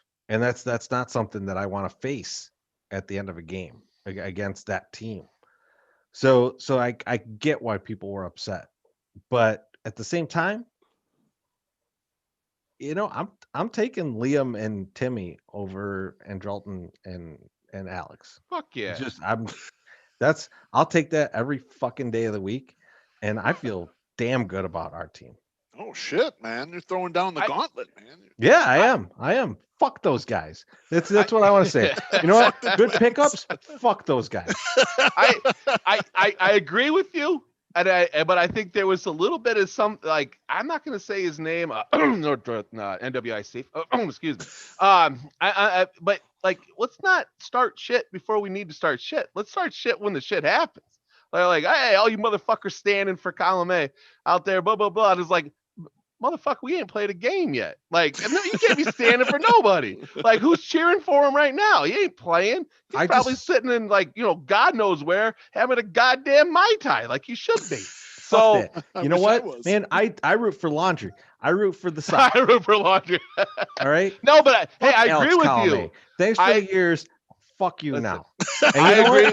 Double fuck Nelson Cruz for hanging out with Hector Gomez. Tell him he might come to the Sox. Fuck that guy. He's just trying to drive up his price like Trevor Bauer. Fuck both of them and fuck them wherever they're gonna be.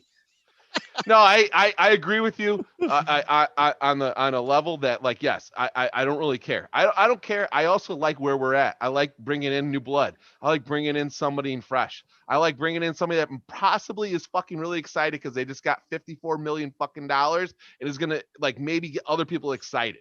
Like, he dropped a shitload of money in Bridgeport, buying a bunch of local food and shipping it out to people around the area. Yeah, I mean, that's goodwill, right? I don't remember Alex Colome ever doing that. At one of our local joints, he bought it from Nana. Good so place. I mean, it's just like, it's like I like that whole aspect. Am I worried about the guys that I didn't know except for Nelson Cruz and Colome, the Simmons guy? And you just said he's really good. So yeah, I'm a little worried now that you said that. But I also know let me tell you though, he's Timmy, a really, really good defensive shortstop. He can't fucking hit. Oh, see. And okay, he won't strike out, but he also won't hit for shit. Like, so will Jonathan Lucas. Twins pitching isn't that good either, right? Twins pitching isn't anything spectacular, is it? I don't remember anything being all that great. They're okay. So they're like us. They're okay. that's the key, My Sox Summer. They are a lot like us, actually. Mm-hmm. Like the team is very much like our team, and if you look at it, they're as susceptible to injury as we are. Like, if you're a Minnesota fan or if you're a Sox fan, you don't want Jake Cave playing every day. As much as people are like, oh, he's a Sox killer, they don't want that guy playing every day. He's good against one side of the plate. The other side, he's fucking horrible, right? Sounds like an Adam Engel to me. And like they have those same kinds of things where it's like if one guy gets hurt, it's a problem. Yeah.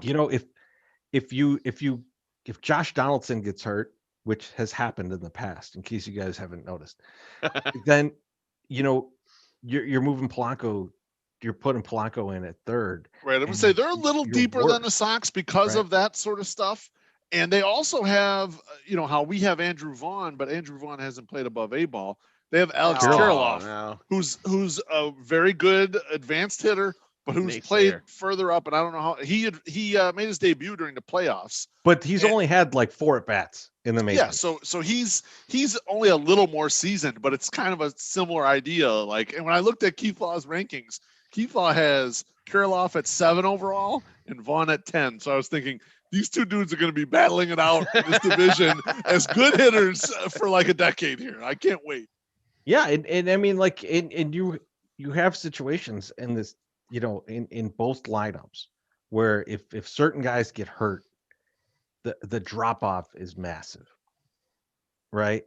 I mean, like they do have the fortune of having Polanco there to back up Donaldson, or if Sano gets hurt, then you move Donaldson to first and you put Polanco at they're a little third. Deeper than the Sox, in my opinion.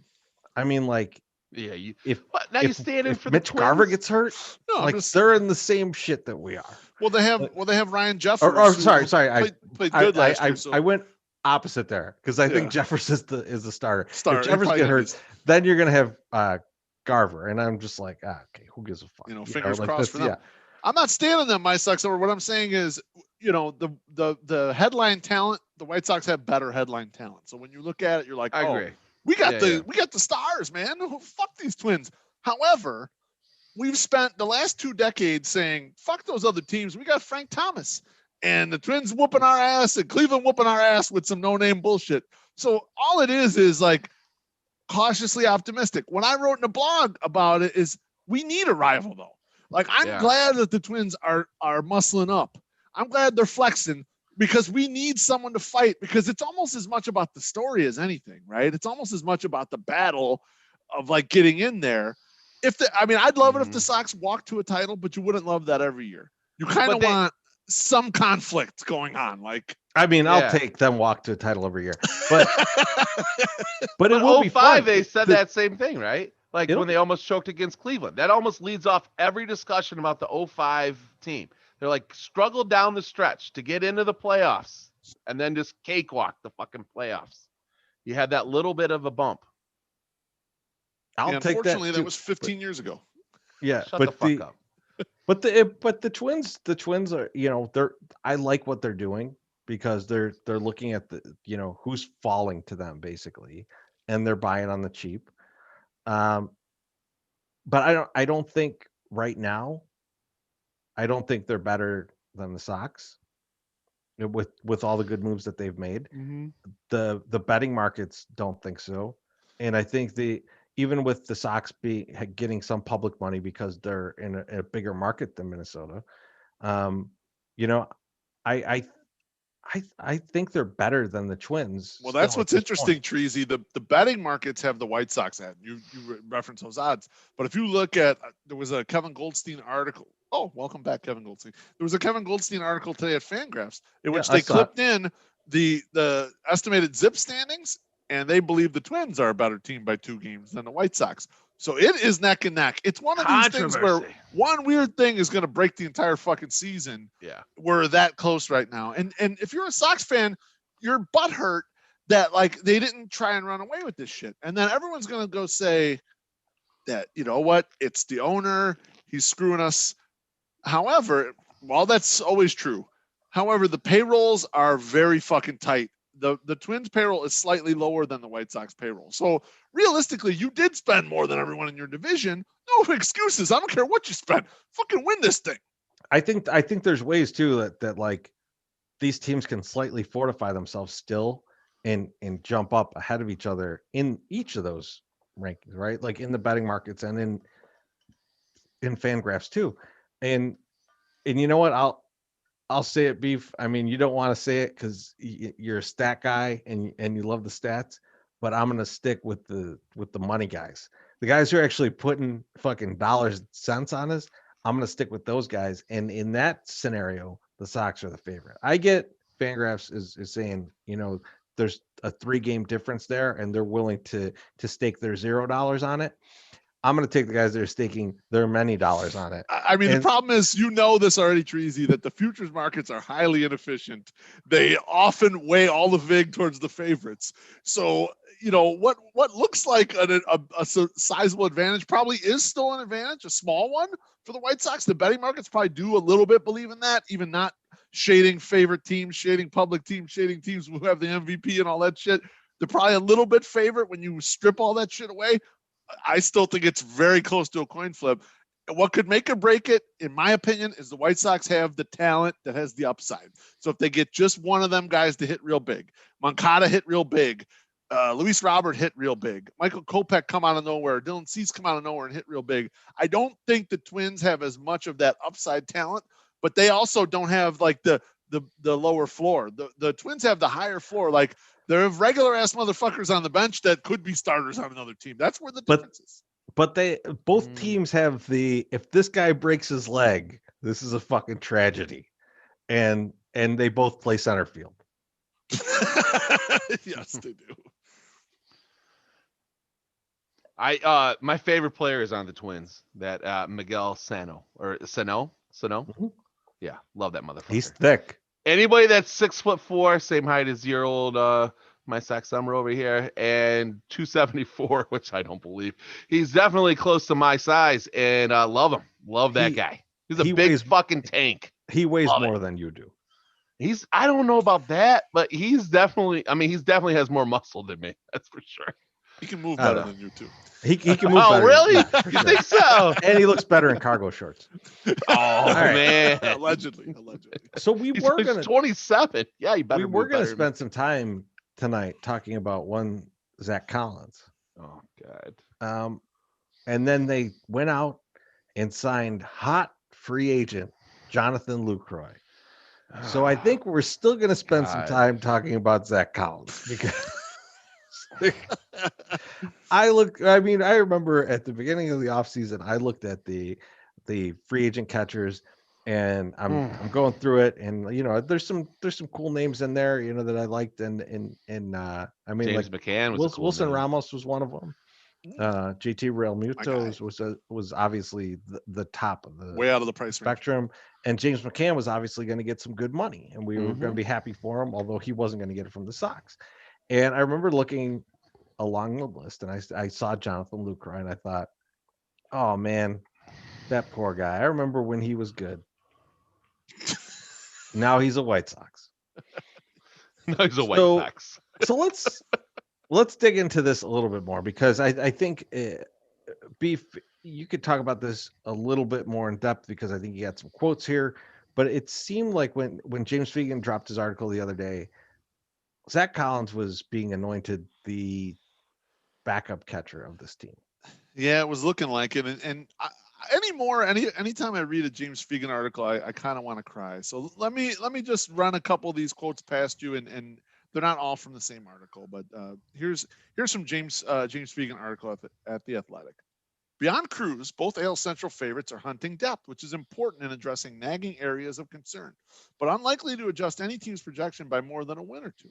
Even those moves could be small, as the league source indicated. The Sox have given the impression their additions to the backup catcher mix are likely to be of the minor league deal variety, making Zach Collins' expectation to begin the season on the major league roster look well-founded.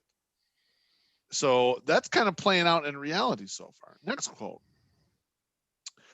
There's risk involved in trusting Vaughn so early in his professional career, but that's the sort of decision the Sox are up against, while weighing where and how much to shore up the fringes of the roster while leaving room for upgrades at the trade deadline. USA Today's Bob Nightingale reported that the Sox are left with little wiggle room in their budget, which matches the impressions left with other league sources and can factor into their decision of trusting Collins to hold down a backup catching role on a World Series contender. Now, this quote is actually directly from Collins, because Fegan did an article which was unbelievable if you read it, of all these guys who are like kind of career minor leaguers talking about how, yeah, they do expect to be on the roster of a fucking team contending for a World Series. Like, I was reading it thinking to myself, you guys got some fucking balls, man. It's nothing like, you got a little, you moxie, you're feeling good. Let's like that, man. These guys got some big balls on them to say shit like this. So this is from Collins. This year, I fully expect to be in the big leagues from day one. I think I could help out the team in many different ways, from DH to first base as a backup there to catching as a backup, Collins said in a phone call. I feel like there's no worry about whether or not I should be in the big leagues or not. I kind of feel like the front office feels the same. I haven't really talked to them about it, but I don't see why they should be worried about anything about me that I wouldn't be ready. I'm really not worried about cracking the roster. So riddle me this, boys, after hearing all that shit. The White Sox chose last year to bring in Edwin Encarnacion in a season where they weren't sure if they were competing or not, right? They weren't sure if the window was open. In a season where they ended up locks for the playoffs with only 2 starting pitchers, and they chose not to address that. They chose not to add a starting pitcher in that season. Basically, if you were going to give the understudy Zach Collins some run, 2020 at DH would have been the spot to do it. But they planned otherwise. They chose not to do that. They chose to bring in Edwin instead. They didn't trust him at that time, right? And they chose not to give him a shot. And that's not a Ricky Renteria thing. You even had the point in the middle of the season where you knew Edwin was done. Yeah. Right? And you're like, just leave him. No, we do not choose to have this guy. But they planned otherwise, right? And it's not a Ricky Renteria thing. I know people want to blame Ricky for this situation, the Edwin thing. That's not his. The front office chose to sign E5. The front office chose not to address the pitching in 2020. They made it a let's see what's going to happen kind of year. They chose all that. And then this year, now when the window is open in the World Series contender, now they're like, oh, okay, yeah, we'll do this. I listen, I want to step it back from the World Series contender. I don't know. I don't see it. I think that if they had added a player that potential, or if they had the starting pitching that could potentially, they had 5 decent starting pitchers, I would say yes. Okay, yes, let's say this. but I don't know if I can say it now. But I just did some quick stats, just some quick looks, and because I was like, I'm very confused with the Collins stuff. And Treasy, I'll let you jump in after this, but like the motherfucker had 18 plate appearances last year. 18. If this is the guy that you're going to bring in to be your fucking DH in the following year, why the fuck did you not let him at bat? Like, why did you not let him do anything? Why didn't you trade James McCann to somebody during the middle of the year and get rid of him? Just dump Edwin and let him bat. Right. Just cut Edwin. Just absolutely cut him. So even if let's say you're of a person who says it's never Han's fault with anything, and Ricky was playing Edwin because he doesn't believe in Zach Collins. Fuck it. Pull a Billy Bean and just cut Edwin's ass and tell him you got to play this guy. You could do that. Right? Edwin sucked. You could have done that. They didn't do it. They chose to leave him in the spot. They sent Zach down. I mean, it's not. It's they sent him away down to nowhere because the minor leagues didn't exist. So they basically just said, "Go in Schaumburg and hit with Vaughn, who we also don't want." Yep. Go hang out Woodfield. Counting on this year. Yes. And they got a sweet mall over there in Schaumburg. Go hang out there. It is mind-boggling, to say the least. But so, all right. They signed Jonathan Lucroy. Yes. Who's terrible. I mean, like, I remember Jonathan Lucroy. He was once good, and he's not anymore. And I think everyone in the league knows that. I think he got one at bat last year. He didn't take time off because he was worried about COVID. No one wanted to play him. And I think he was on Boston, and they were terrible. Yeah, they were horrible. Like, oh, here's the worst team ever, and we don't want to play this guy. So he's not good. He's not good name. He's not good. He's toast. Yeah, good name. And yeah, good name is right. I agree. Beef, me and you were talking. I want you to give your theory, and then I want to tell you how it goes terribly wrong for everybody. Okay, sounds good. So when we were talking before this, we had a little thing we had to deal with before this, and then you and I were on the Zoom just bullshitting about this thing. I had to deal with. I thought Jonathan Lucroy is the kind of guy that you bring in to try to make your post-hype first rounder look good. Like, well, at the end of spring training, but Zach Collins beat out Jonathan Lucroy, and your brain is like, yeah, Jonathan Lucroy's pretty good. And you don't realize that he was pretty good 10 years ago during my Sox Summer's heyday on the West Coast. Not pretty good today. So it's kind of the thing where you're like, let's bring a name in where we know our guy will whoop this guy's ass. Even if our guy's not really good, we know this guy's fucking toast. Let's bring him in. And by comparison, everyone's going to be like, oh yeah, well, he was much better than him, so he should win the job. He should definitely be the backup. It's like a grand comparison, and I secretly kind of love it. I was like, this is a sneaky, devious move. So it's a smart move in a sense, right? Like, okay, we know he's going to beat him out, and that's fine. And then we'll say like, oh, he beat him out for the job, so he's obviously qualified for the job. He's good, yeah. The problem is what Jonathan Lucroy is. So Jonathan Lucroy, who's a decent catcher, like you're not going to be underwhelmed or overwhelmed by what he does behind the plate. He can catch the ball, and that's fine, right? His framing's not great. He doesn't do anything very special there. However, he's not terrible. That's what I think of his catching, by the way. Right, but I mean, like, but also you don't think like, fine. Oh, this guy's the worst catcher ever. Yeah, he's not Yerman. He's in no way Yasmani, right? Yeah.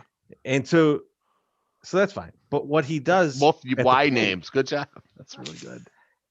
He doesn't strike out much. He's a contact guy. He doesn't walk much either.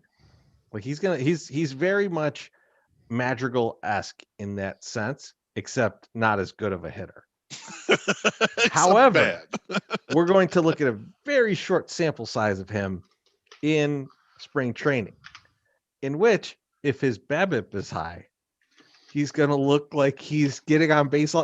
He's the kind of guy that could hit 400 in spring training. And then Zach Collins don't look so fucking good.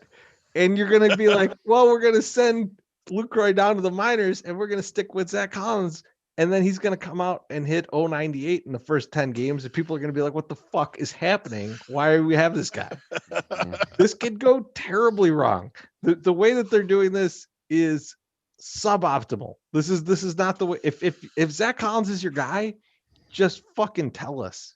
Just say Zach Collins is our guy. We're going with him. And Lucroy's here for depth. Right? Like Lucroy's here in case someone gets hurt, so you don't ever have to see Sebi Zavala play. Like, tell us that. Just fucking be honest. This is the problem I had with the MLB Players Association. They didn't want to get into the negotiations with the league because it would open up the CBA a year ahead of when it should be opened up, but they couldn't fucking tell us that. They couldn't say that out loud to everybody. And so instead, everyone's got their own guessing game about what's going on, and all the shit gets muddled. Sox, just tell us Zach Collins is your guy. Just fucking say it out loud, and then we'll be fine. We'll come to terms with the fact that we got to see what's going to happen. Instead, you give us Jonathan Lucroy, like some weird game you're trying to play where you're like, well, Zach will probably beat him out and then we'll be fine. Why are you betting on that? You're making weird bets that I don't want you to see, that I don't want you to try and do. Just fucking tell us. Like Brock being MVP in the Super Bowl. I would much rather you just sign Wilson Ramos for $2 million, but you're not going to do that. So just tell us Zach is the guy. It's frustrating because I know what they're trying to say. So just say it. Just say it so we don't have to think about it. So we don't have to debate if Jonathan Lucroy's high BABIP in spring training is going to fuck up everything you think you're going to do. I think this theory has legs, though, because this 100% shows why we do not have Yadi Molina on our team right now. Because they're like, like they're sizing it up in the front office. They're like, listen, we should probably like get a backup catcher just in case. And then they're like, hey, Molina's available. They're like, yeah, he's with Tony. Like, he's working with Tony. Tony, do you think that Zach could beat out Yadi in spring training? He's like, no fucking chance at all. And they're like, oh, fuck. And then they're looking around, they're like, wait a second. Look who's on the market. We got Jonathan LaCroix here. Remember this guy? Yeah, let's get him. Heard of him. Yeah, let's get. You know what? He's got a big enough name to carry it through, to make it seem like he's done something.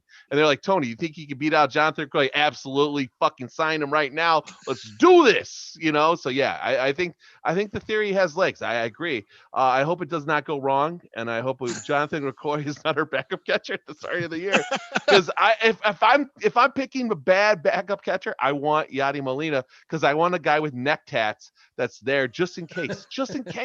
Because you know what? He's gonna scare all the fucking Cubans straight. They'll be like, look at Yadi's got a fucking goddamn neck tattoo. And he gave two shits about COVID and mask regulations. That motherfucker was having house parties every goddamn weekend. So let's get that motherfucker in if we need to scare some guys straight. But apparently he might scare Zach way too far away. Z-Dog, as we call him.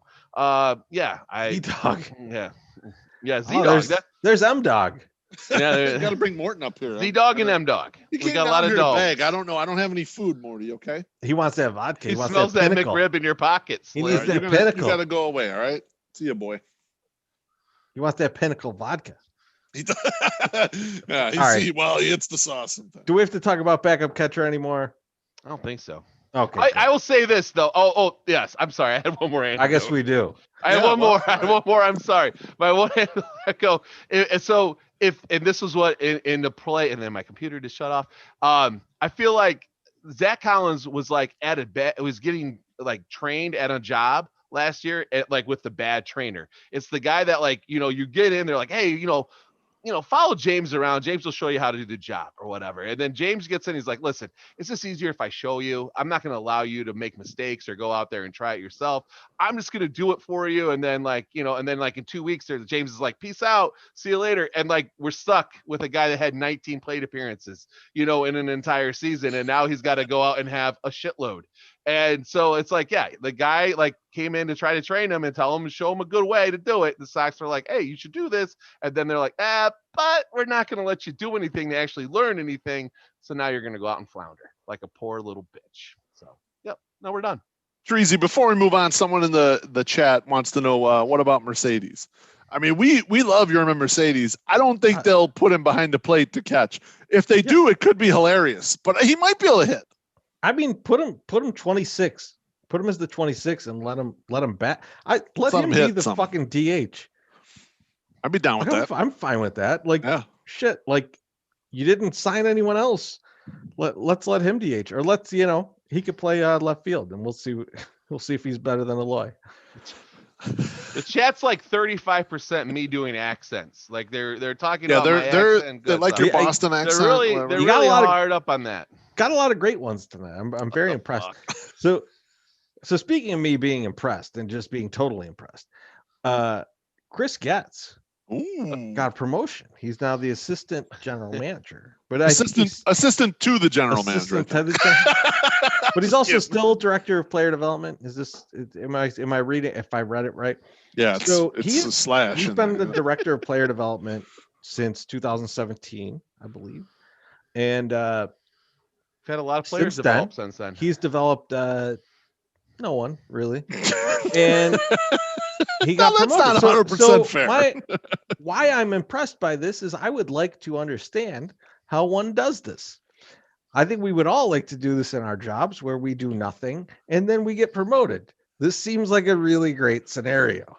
So I, honestly, like there's a couple guys that have done well under his watch, right? There's definitely some relievers, Cody Hua.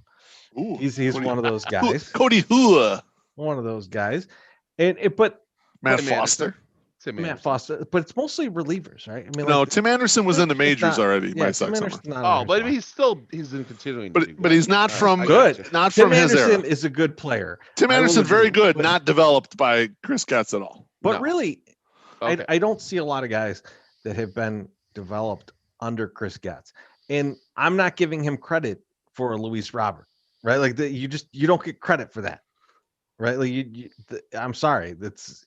Pay market price for the Treasy, paying market price for the best prospect in the world. You don't get credit for that guy getting in the majors. No, nor do you get credit for Nick Madrigal being drafted number 4 overall and making it to the majors in short order. Like, so I get that he's been with the org for like 4 years now, and maybe you feel pressure to promote him, but I'm trying to understand why this guy's being promoted. And I don't know, Beef. Maybe you got an idea of why he's being promoted. I think I do, and I think he was a fast riser when he was with Kansas City. So he had come up in that organization. Like everyone's like, oh man, it's another classic Sox hire. And it's like, just because he fucking played for the team, he went and made his bones at another organization that was good at developing players. And I think what he's done is put in a solid program. Whereas the Sox were developing, they were developing relievers before, as much as we don't want, like, the Nate Joneses of the world that are 5th round picks or whatever the fuck. They had a lot of those kind of slide through there. It's same as they're having right now with the relievers come through there. They've been kind of okay at that. But I think it's like it's two things. It's putting a program in place that they feel more comfortable with. And more than likely, I mean, you know how this goes, Treasy. If someone is highly touted and another organization would poach them for that title, and you don't want that, and I think that's probably more the case, so you give them the title up next, and then you block these other motherfuckers from taking this guy from you, So maybe not all the results have like, because we've talked about this ad nauseum. The secondary prospects haven't turned into shit. Like if you had the secondary prospects turn into something, you wouldn't have us talking for 2 hours about needing depth. Because you have the depth, like these minor guys would come through, and like you'd be like, okay, there'd be okay major leaguers. They don't kind of have. Danny Mendick might be the kind of the one that you think you can bring up and like do something with. Where's Gavin Sheets, right? Like, I mean, Gavin Sheets solves a lot of problems on this team. If we're worried about Abreu's health or Yasmani's health throughout this season, where we're like, okay, we don't have a DH first baseman type guy, and. Gavin Sheets would, if he had been developed, would make a lot of sense. I don't think he has been. Yeah, I think it's process over results at this point. I think they are like, we like this process. This process we think is going to work. Yeah, it hasn't reaped nobody. It's great. hasn't bared any fruit yet, but they and then also the fact that here's the thing: if there's demand, at least in the short term from the outside market, that's some sort of indicator, right? I agree with you. They're not like if they were churning out pitchers like Cleveland is that you've never fucking heard of, and it's like, oh my, yeah, those are the guys I would make sure I'm promoting the fuck out of, and they keep going nowhere, right? But the Sox aren't really doing any of that stuff, you know. They're not, and that's why I'm like, why is this promotion happening? And I get, you know, oh man, teams might be trying to poach this guy, but like, well then fine, like what has he done? Like what has he really done? And maybe he's done some things that I can't see. That's very possible because I can't see everything that happens in the minor leagues. I can't see the player development of certain guys, but like there's not a story anywhere in any of this where you're talking about like, oh man, well, we got this guy and he just came out of nowhere, or we drafted this guy and we're seeing this extreme talent out of him. There's not any of that. And it's 4 years, and let's call it 3 years because we can't even count last year. There's 3 years of there's not a guy who's just flying through the minors that we didn't expect. There's not a guy that was a later round pick that we're just like so enthusiastic about. There's just not, and there's not even your top guys that you're that enthusiastic about, right? Like you got your very top picks or the guys that you spent a ton on are going to develop through that. But that's not something you get credit for. That's not something that really builds your resume as like, I'm the player development guy. So, and then that's kind of where my problem is. And then the other thing that I take issue with in this is, you know, we listen to the things that he said and then like who he's pointing out to going to different levels. And it almost feels like they're looking at 2020 and going, you know, like a guy like Benjamin Bailey, who's going to be in a full season team. I think he's going to be, is he going to be Kannapolis? I forget, or Winston-Salem. I forget. Yeah, no, I think Kannapolis. Right.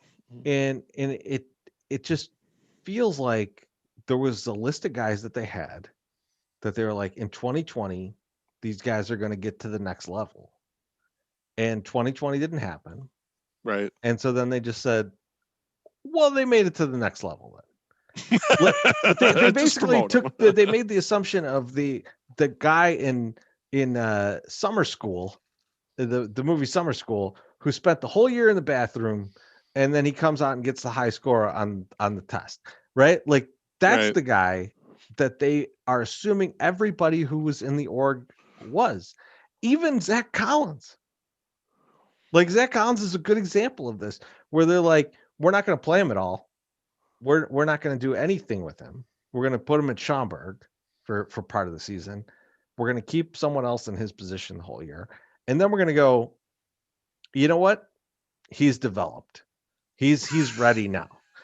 And like, what did you see?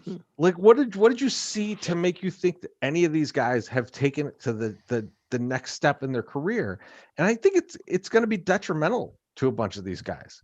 Like you're going to put them a league ahead of where they should be based solely on their age, based solely on them aging a year. And I don't think that that's a good move. I don't.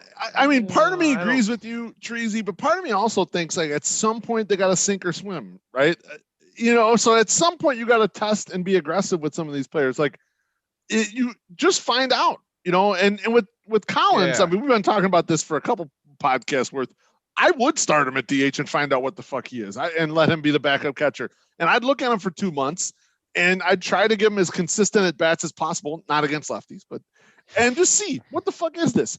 I don't think he's anything. You don't think he's anything, but it's possible he is something. So give it a shot, run him out. The offense is good and they're uninjured starting the year. Fingers crossed. So you can withstand like one kind of weak bat in there or one bat you're not sure about how they're going to perform. You know, so I agree with you, but there was no season last year. So like developmentally, you got to start taking some risks somewhere, especially when you're in a competitive window, right? Well, you've got to turn people into either tradable capital or usable Sure. Major league players. There's some guys that you do that with, but it feels like, based on that presser, that like literally every guy that you thought could make the leap this year, and that never happens. Like, they don't all make the leap. You're just going, yep, they all made the leap. They're all to the next level. And I don't get that. I just don't understand where that's coming from. Maybe it's because they got so many guys in the international pool that they need spots for. Or wait, Maybe. they didn't do that. So like, yeah, I mean, like, I don't know. I mean, like, it's not like there was a full draft last year. It's not like there's someone pressing these guys up. And it's not like they've brought in free agents that would do the same thing. Like, where they were like, okay, well, we filled these spots and now let's move these guys up to AAA. Like, they just didn't do those things. So I'm wondering why we're just assuming that because there was a year off, that all of these guys progressed a year, which I don't see how they could have. Yeah, I think what they're doing is trying something. They're giving it a shot. Like, they're being a little bit aggressive, and I'm actually okay with it.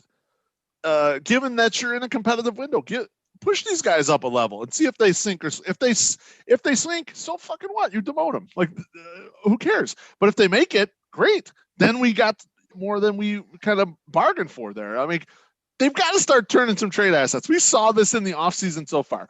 You watch all these trades going on, and everyone wants these teenagers, or maybe the guys who are like 20 years old, who got like some upside there. The White Sox kind of have that group, but they didn't get to play last year. The Benjamin Baileys and the Jose Rodriguez's and shit that could have been dealt for a real guy, right? Like for a stud guy. So why not be aggressive with some of these assignments, especially the younger guys? That's a good point. That's a good point. You take those guys. You take those guys who have high capital right now. You're like, okay, these guys, these are the hot names. Let's push them up a level above where they're at. Let's get them some really shit numbers, and then we'll trade those guys. That makes sense to me. They don't have to have shit numbers. From. They might be able to. I know. We shall see. But I feel like they're putting these guys more in a position to fail than they are to succeed, and I think that's where we're disagreeing. But you know what, Beef? At the end of the day, Chris Getz got promoted. Good for that dude. We didn't. None of us got promoted. Chris Getz did get promoted. Did. So I got a couple quotes I want to throw by you guys that Chris Getz made, and these were put on Twitter. Hold on one second. Our guy Alex Rue is all up in the chat, and he's dropping some knowledge on Chirizi. He is saying that before Getz, they weren't even getting scouting reports on opposing pitchers for the minor leagues, which seems ridiculous that's what was happening. But I'm gonna doing the bare minimum though is what gets you promoted. That's I was gonna say, he's also saying that there's a lot of other places. He said they have nowhere else to put Bailey, Rodriguez, and friends, but in Kannapolis, they don't have anywhere else they can go. No, they should be aggressive with them. And then he keeps saying, where else can they put them? Like, I mean, that's his point. Well, I want to shout out Alex because Alex is always interacting, and I like Alex. And Alex is the first person that likes my. He's a great commenter too. He knows his shit. If they don't have rookie ball to put them into and shortened leagues to put them into where they don't have a shortened season actually get some at bats, then I agree. Kannapolis, they're going to have to put them there. It just kind of, what I'm saying is it pushes everything up. Like, they're literally pushing everything up a year based on a non-year, and that's what's concerning to me. But now, how the Sox do it normally though is very slow. So, and I'm agreeing with Beef that, like, hey, they're making it, like, they're pushing it in there, and let's see what fucking happens. And I agree with that. Like, why not find out earlier than later? And I know what you're going to say, and you kind of already said it, Chirizi, is that, you're going to give them bad numbers, and then you won't be able to trade them. But, like, what's the matter? Like, I mean, look at how long we held back Fasabe, and then we fucking gave him away for a ball of lint. He was out of options. And Mick Rodolfo's in the same fucking boat. Like, I mean, we got another option on him. I know, but we protected him for so long. And he said 48 minor league options. Yeah, we can't do anything. It's just like I get it. Like, but I think maybe we're gonna play some like some quick and fast baseball. and figure out what the fuck's going on with some of these guys and be like, maybe, you know what? Maybe it's time to go to Enterprise. Maybe it's time to apply for a job over there. It's not going to work out here. You can't catch a ball. You're supposed to be a catcher. They got a great management program. Hey, man. Yeah, you got a great management program. They'll pick you up, so don't worry about it. They give you the tools to succeed there. Yeah. All I'm saying is, can we have a great management program, and can we give these guys the tools to succeed? Can we see one guy come out of nowhere and be awesome? Like, we haven't. And I We'll want to, try. So, but I'd Maybe like to, see. Teresa. So I'd like to see that. when I see that, that's when you get promoted. That's all I'm saying. All right, let me get into these quotes. Before I do, though, I wanna back up Teresi. So one of Alex's points was like that. Well, they didn't have like XYZ basic shit. Yeah, so what? You could probably hire anyone to like give you the basic motherfucking shit. Like the guy who gets promoted to assistant GM should have some special skills, and you should be protecting him for a reason, not just like he made the development group modern. Fine, there's a lot of guys who could do that shit, and then you don't have to promote them. Like but if there's you been work so many if you work people at there that McDonald's haven't done it. and there's a dude who shits on the grill, and you replace that guy and you put hamburgers there instead, you haven't done anything innovative. You've just fucking done the job. Like, so you get to keep doing that job. You didn't do anything that makes you go to the next level. All right, Teresi, so let's talk about. I have my pencil now. Can you repeat what you just said so then I will know how I can get a promotion at McDonald's when I go back into the workplace? Don't shit on the grill. Put burgers there. All right, I got that. That's just to keep your job. I thought that was promotion. No, shit. that's to keep your job. Okay, so a couple quotes, and then we'll get our asses out of here. So the first one from Scott Merkin's Twitter, and this is Getz on Garrett Crochet. He says, "We certainly have the intention of him being a starting pitcher for us at the major league level." Getz added, "Most likely the best fit for Crochet and the club this season is in a big league bullpen role, in a multi-inning bullpen role." My Sock Summer, your thoughts on this? I'd love to hear them. My first initial thought, and I said it to you guys as soon as you sent that quote over or the tweet over, as I said, I thought we got rid of Don Cooper. Now we're Chris Salen, Don Cooper in style on Garrett Crochet. We're doing exactly what Don Cooper would do. Okay, we thought that we were getting rid of this in the old school. He's out of the game, and they're employing the same thing that possibly Don Cooper would have employed. I also think that I don't hate it. I don't think it's a bad idea. I think you definitely bring him in. It's a good way to get adjusted to major league pitching. I don't think he's going to have a lot to learn maybe in the minors, but like I don't know. It irks me that like people are going to talk shit on a Don Cooper move, and this is a Don Cooper move, and then it's going to be like, this is great. This is what you do. This is what you're supposed to do. But yeah, it wasn't good enough when we had the other guy in. So I don't know. I gotta agree with you. Like, it's weird.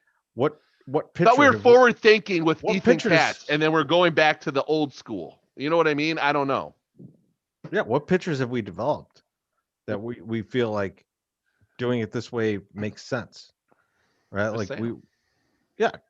yeah. Sale's a unicorn, An though. incredible pitcher. Yeah, Sale's a unicorn. Like That's like giving credit to the Rays for developing David Price.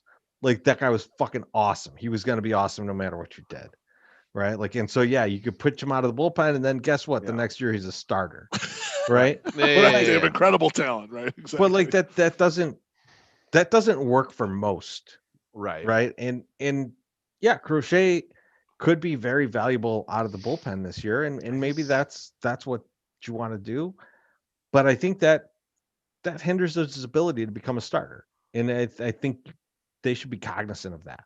They should at least kind of admit to themselves and admit to us, like, look, we are The 108, just the 108, just to the 108. Yeah, I mean, send us an email, Rick. Hook us up, baby. Send us an email. Even just message us on Instagram. That's even fine. Yeah, but hit us on the gram. We might not find you in between all the thirst traps, but we'll look for it. Allegedly. But like, the problem that I have with it is you could be hindering what he could be as a starter by doing this, right? And so you're choosing this year over him as a long-term play. that's fine. If you want to be short-sighted about it and you want to go for it this year and you think that that's your best option, but I feel like you could get guys who could be a good reliever for a reasonable price, slot them in, and let this guy try and develop as a starter. I think this is truly what they're seeing is that they don't believe in their minor league system to develop a starter like Crochet, which is why you would promote Chris Getz, director of player development, to assistant There he GM. goes. I would just I mean I don't disagree. I think I mean you're smart enough. No, Like, he's but it's just kind of like why I look at it as he's in a B, like you can put him into the actual A game though. Let him go into the A game. Let him get 3 innings in the A game. Let him get 2 innings in the A game versus throw him in the B game. He just fucking lights everybody up and maybe he doesn't fucking learn anything. Like let him get in there, take some lumps, and then there's nothing saying that you can't potentially just promote him by the end of the year. Remember, this is a franchise that had a pitcher throw a perfect game at the beginning of the year and was coming out of the bullpen by the end of the year. And then so like cut. I mean it's just like it's just kind of what it is. Like I mean I don't want to like I mean that was also a unicorn, I understand. But I think that you can definitely move, you can maneuver these people. I don't think he's gonna be tied into it. Like you can only be a mid relief guy now. But like So let me give them the benefit of the doubt, and I'll explain a way that I feel like this could work. Is Crochet's strange in the sense that he did not pitch a lot in college. There's not a lot of innings there. right. And so you could be looking at this as a way to say, we are going to put him in a relief role where he'll pitch, 1 to 2 innings at a time against top talent yeah. and build up that arm strength to eventually get to the point where he could pitch more than that. But at this point, his arm strength's not there to have that longevity. So we will do it this way, and it will benefit both the major league team and his career progression by saying we're going to build up this ability for him to go further and further in the amount of pitches that he can throw. I think that is a way to put it. That seems difficult. That seems like really you're really trying to like thread the needle on doing that. And I hope they could do it. That'd be awesome. I'm all for it, but I don't think that's what they're trying to do, Treasy. And I was thinking about this because I worked for an investment firm. I was thinking about this. What's Garrett Crochet's highest and best use to the White Sox, right? And truth be told, I think it might have been trading him. If there was a team out there that thought, yes, he is a top end starter, okay.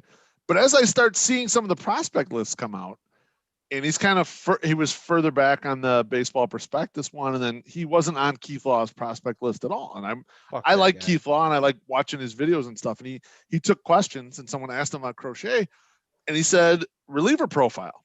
He goes, he doesn't have any secondaries that's usable as a starter. He basically has that big fastball, and not to mention he's been extremely injury prone, and he got hurt when he was brought up after he pitched 6 innings in the major leagues. So I wonder if the White Sox don't kind of see that and think to themselves, well, let's see if he can last a major league season just throwing out of the bullpen an inning or 2 at a time. And then we'll see how fragile we think he is. And then we'll reevaluate this shit in 2020. It helps the major league team, and we can test the durability of the guy we've got here. If they sent him down to Winston-Salem and started throwing him 3 or 4 innings and he broke immediately, then what the fuck do you have? Then you got a 2-year problem where you get nothing out of him. I kind of think the way they're doing this, and it's going to all get blamed on Tony La Russa wants more relievers and shit. I think that what they're doing is extremely forward thinking. And I would give a pat on the fanny to Rick Hahn and his squad there. I think this is a forward thinking way to use Crochet and figure out kind of what you have where maximizing the value. You know what? It's not wrong. I totally agree with you. I think that is a very good point. And My Sox Summer, you know what our problem was? we believed the words that came out of the mouth of Chris Getz. that he was we wanted him to be a starter. So they do want him to be one. They just don't know if he's gonna be one. They just don't believe it. And so we should not have believed them. And that was where our fault was. And so Beef, I think you're correct. My Suck Summer, we're gullible assholes. I think it's what we learned here. That's not true. It's somewhat confusing too, because here you are taking a reserved approach on somebody and saying, okay, well, we don't know if he's going to be there. And then in the Zach Collins situation, you had every opportunity to do the exact same thing with him to like ease him into it, but yet not do it at all. So, yeah. And then go with Collins, okay, here you go. Like with Collins, they're running out of time. Yeah. Right? They're running out of options. So they got to figure this shit out. Like they didn't want to do it. Now they got to figure out what the fuck they're doing.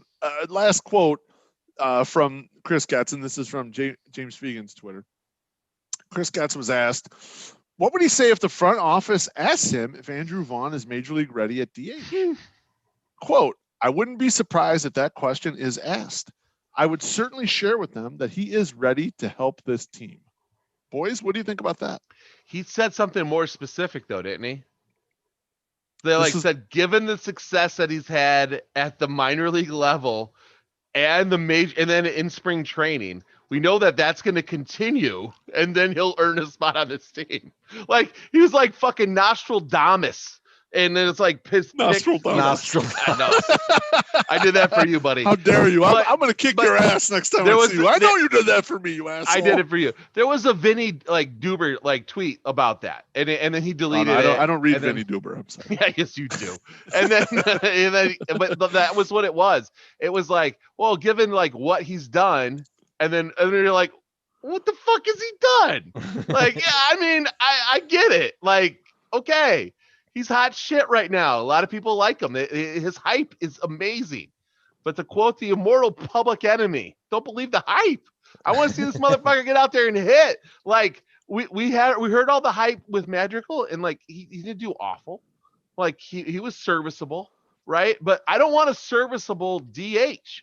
You know, I mean, I want, a guy that's going to hit the ball. But I also I'm I don't know. I'm just a little worried about him also. So that he's just automatically in. It was like not even like whatever. He's had success. Where? I don't know. I don't see it. Yeah, I mean, this just feels like more almost truth, but probably bullshit. Like we should just expect him to be the DH. Like, I mean, like I don't see it another way. Like, I'm not on April 1, but yeah, no, like soon enough so they can control. This is the guy that they expect to be the DH. Collins, Vaughn, DH platoon. Yes, like, my dick is at like full erection right now. I mean, it's just like I mean, like this is what they're telling us. I mean, like goofy looking white dudes. The things they're telling us are not terribly coded. All right, no. Like they're pretty much framing out what they expect the roster to look like, and I think most of us kind of expected this at this point. What's a low tier DH that we can bring into spring training so Vaughn can just beat the shit out of him in spring training and earn that job? Edwin. Like come on. No, that's too low material. We can't bring him back again. I'll tell you guys what made me feel better. Is there a 45-year-old DH still out there somewhere? Like no. He's going to be better than that. Let me tell you what I listened to that made me feel a little better. And Treasy, you'll be able to get the player comp here, so you'll think it's okay. So I'm listening to Eric Longenhagen from Fangraphs, and he has Keith Law on, and they're talking about their lists. And Longenhagen's list isn't out yet, and Keith Law's list is. And they talked about how they kind of married together Andrew Vaughn and Spencer Torkelson, who was just the number 1 pick in the last draft. And they're both right-handed hitting first baseman guys. Like maybe Torkelson could play somewhere else, and they're pretty convinced that like Andrew Vaughn, it might be a struggle for him to play first. Like he's a fucking DH. Yeah. But they were talking about how rare those guys were to make it. Like it had been decades since someone picked that high. It was like Eric Karros. I mean, we were kids when Eric Karros was playing baseball, right? And so their whole thought was like these are super advanced hitters, swing, and all this stuff they compared it. And then Keith Law brought in like the downsides of these guys. Now, mind you, Keith Law has Vaughn ranked 10th on his, so he's way the fuck up there. He said the downsides are these guys are Pac-10 players and the Pac-10 hasn't had great pitching. He said maybe it is that Andrew Vaughn just becomes like Justin Smoke. Okay. I would take most of Justin Smoke's career at DH right now, even though he was a disappointment. I would take that over what you can get out there for like cheap in the free agent market, wouldn't you? Yes. Yeah. So Yes. once he said that and it clicked like with the player comparison, I thought, even if this guy is just sort of what they think is like below median of what he can do, that's still better than the average motherfucker that you might grab. And I thought, okay, now they're speaking my language. Maybe this guy is fine. You want him to max out. You want him to be, Frank Thomas Light. But if he's just a like pretty good hitter, but that's like fine. He's like a just above 300 OBP, but 30 home runs a year is kind of where you're looking at with the Justin Smoke like peak, right? Yeah, like low batting average, correctly. but a lot of walks and homers and He's a weak Adam Dunn, right? I mean, like weak Adam Dunn prime. I mean, I'm not talking about the Dunn we got the 1 year. And the way Vaughn will show up, it'll probably be more batting average and a little less walks. Right, like he's got a good approach, but he makes contact but he doesn't have a huge power, But regardless, like if you got that at DH in May, that's fine. Yeah, there's upside to it. Like kind of like that's the way I felt. I was like, that's not bad. Okay, I'm starting to buy in on this Andrew Vaughn shit, even though I'm still terrified he might be terrible for 2 months. I'm okay with that, but I would also like be fine with Marcell Ozuna for a year, and then we get to Andrew Vaughn. Well, yeah, who wouldn't be? Marcell's sorry for being a weird guy. Marcell wants what, 25 mil a year? Yeah, I mean, come on. Come on, please. All right, fellas. It has been a tremendous pleasure to talk through all this shit with you guys. I still don't believe in the Chris Getz promotion, but good for him. I hope he does well. We will talk very soon, and happy Super Bowl to you guys. Yeah, we'll see if our what we have to bet on, and then we'll see if that wins. Thanks a lot, guys.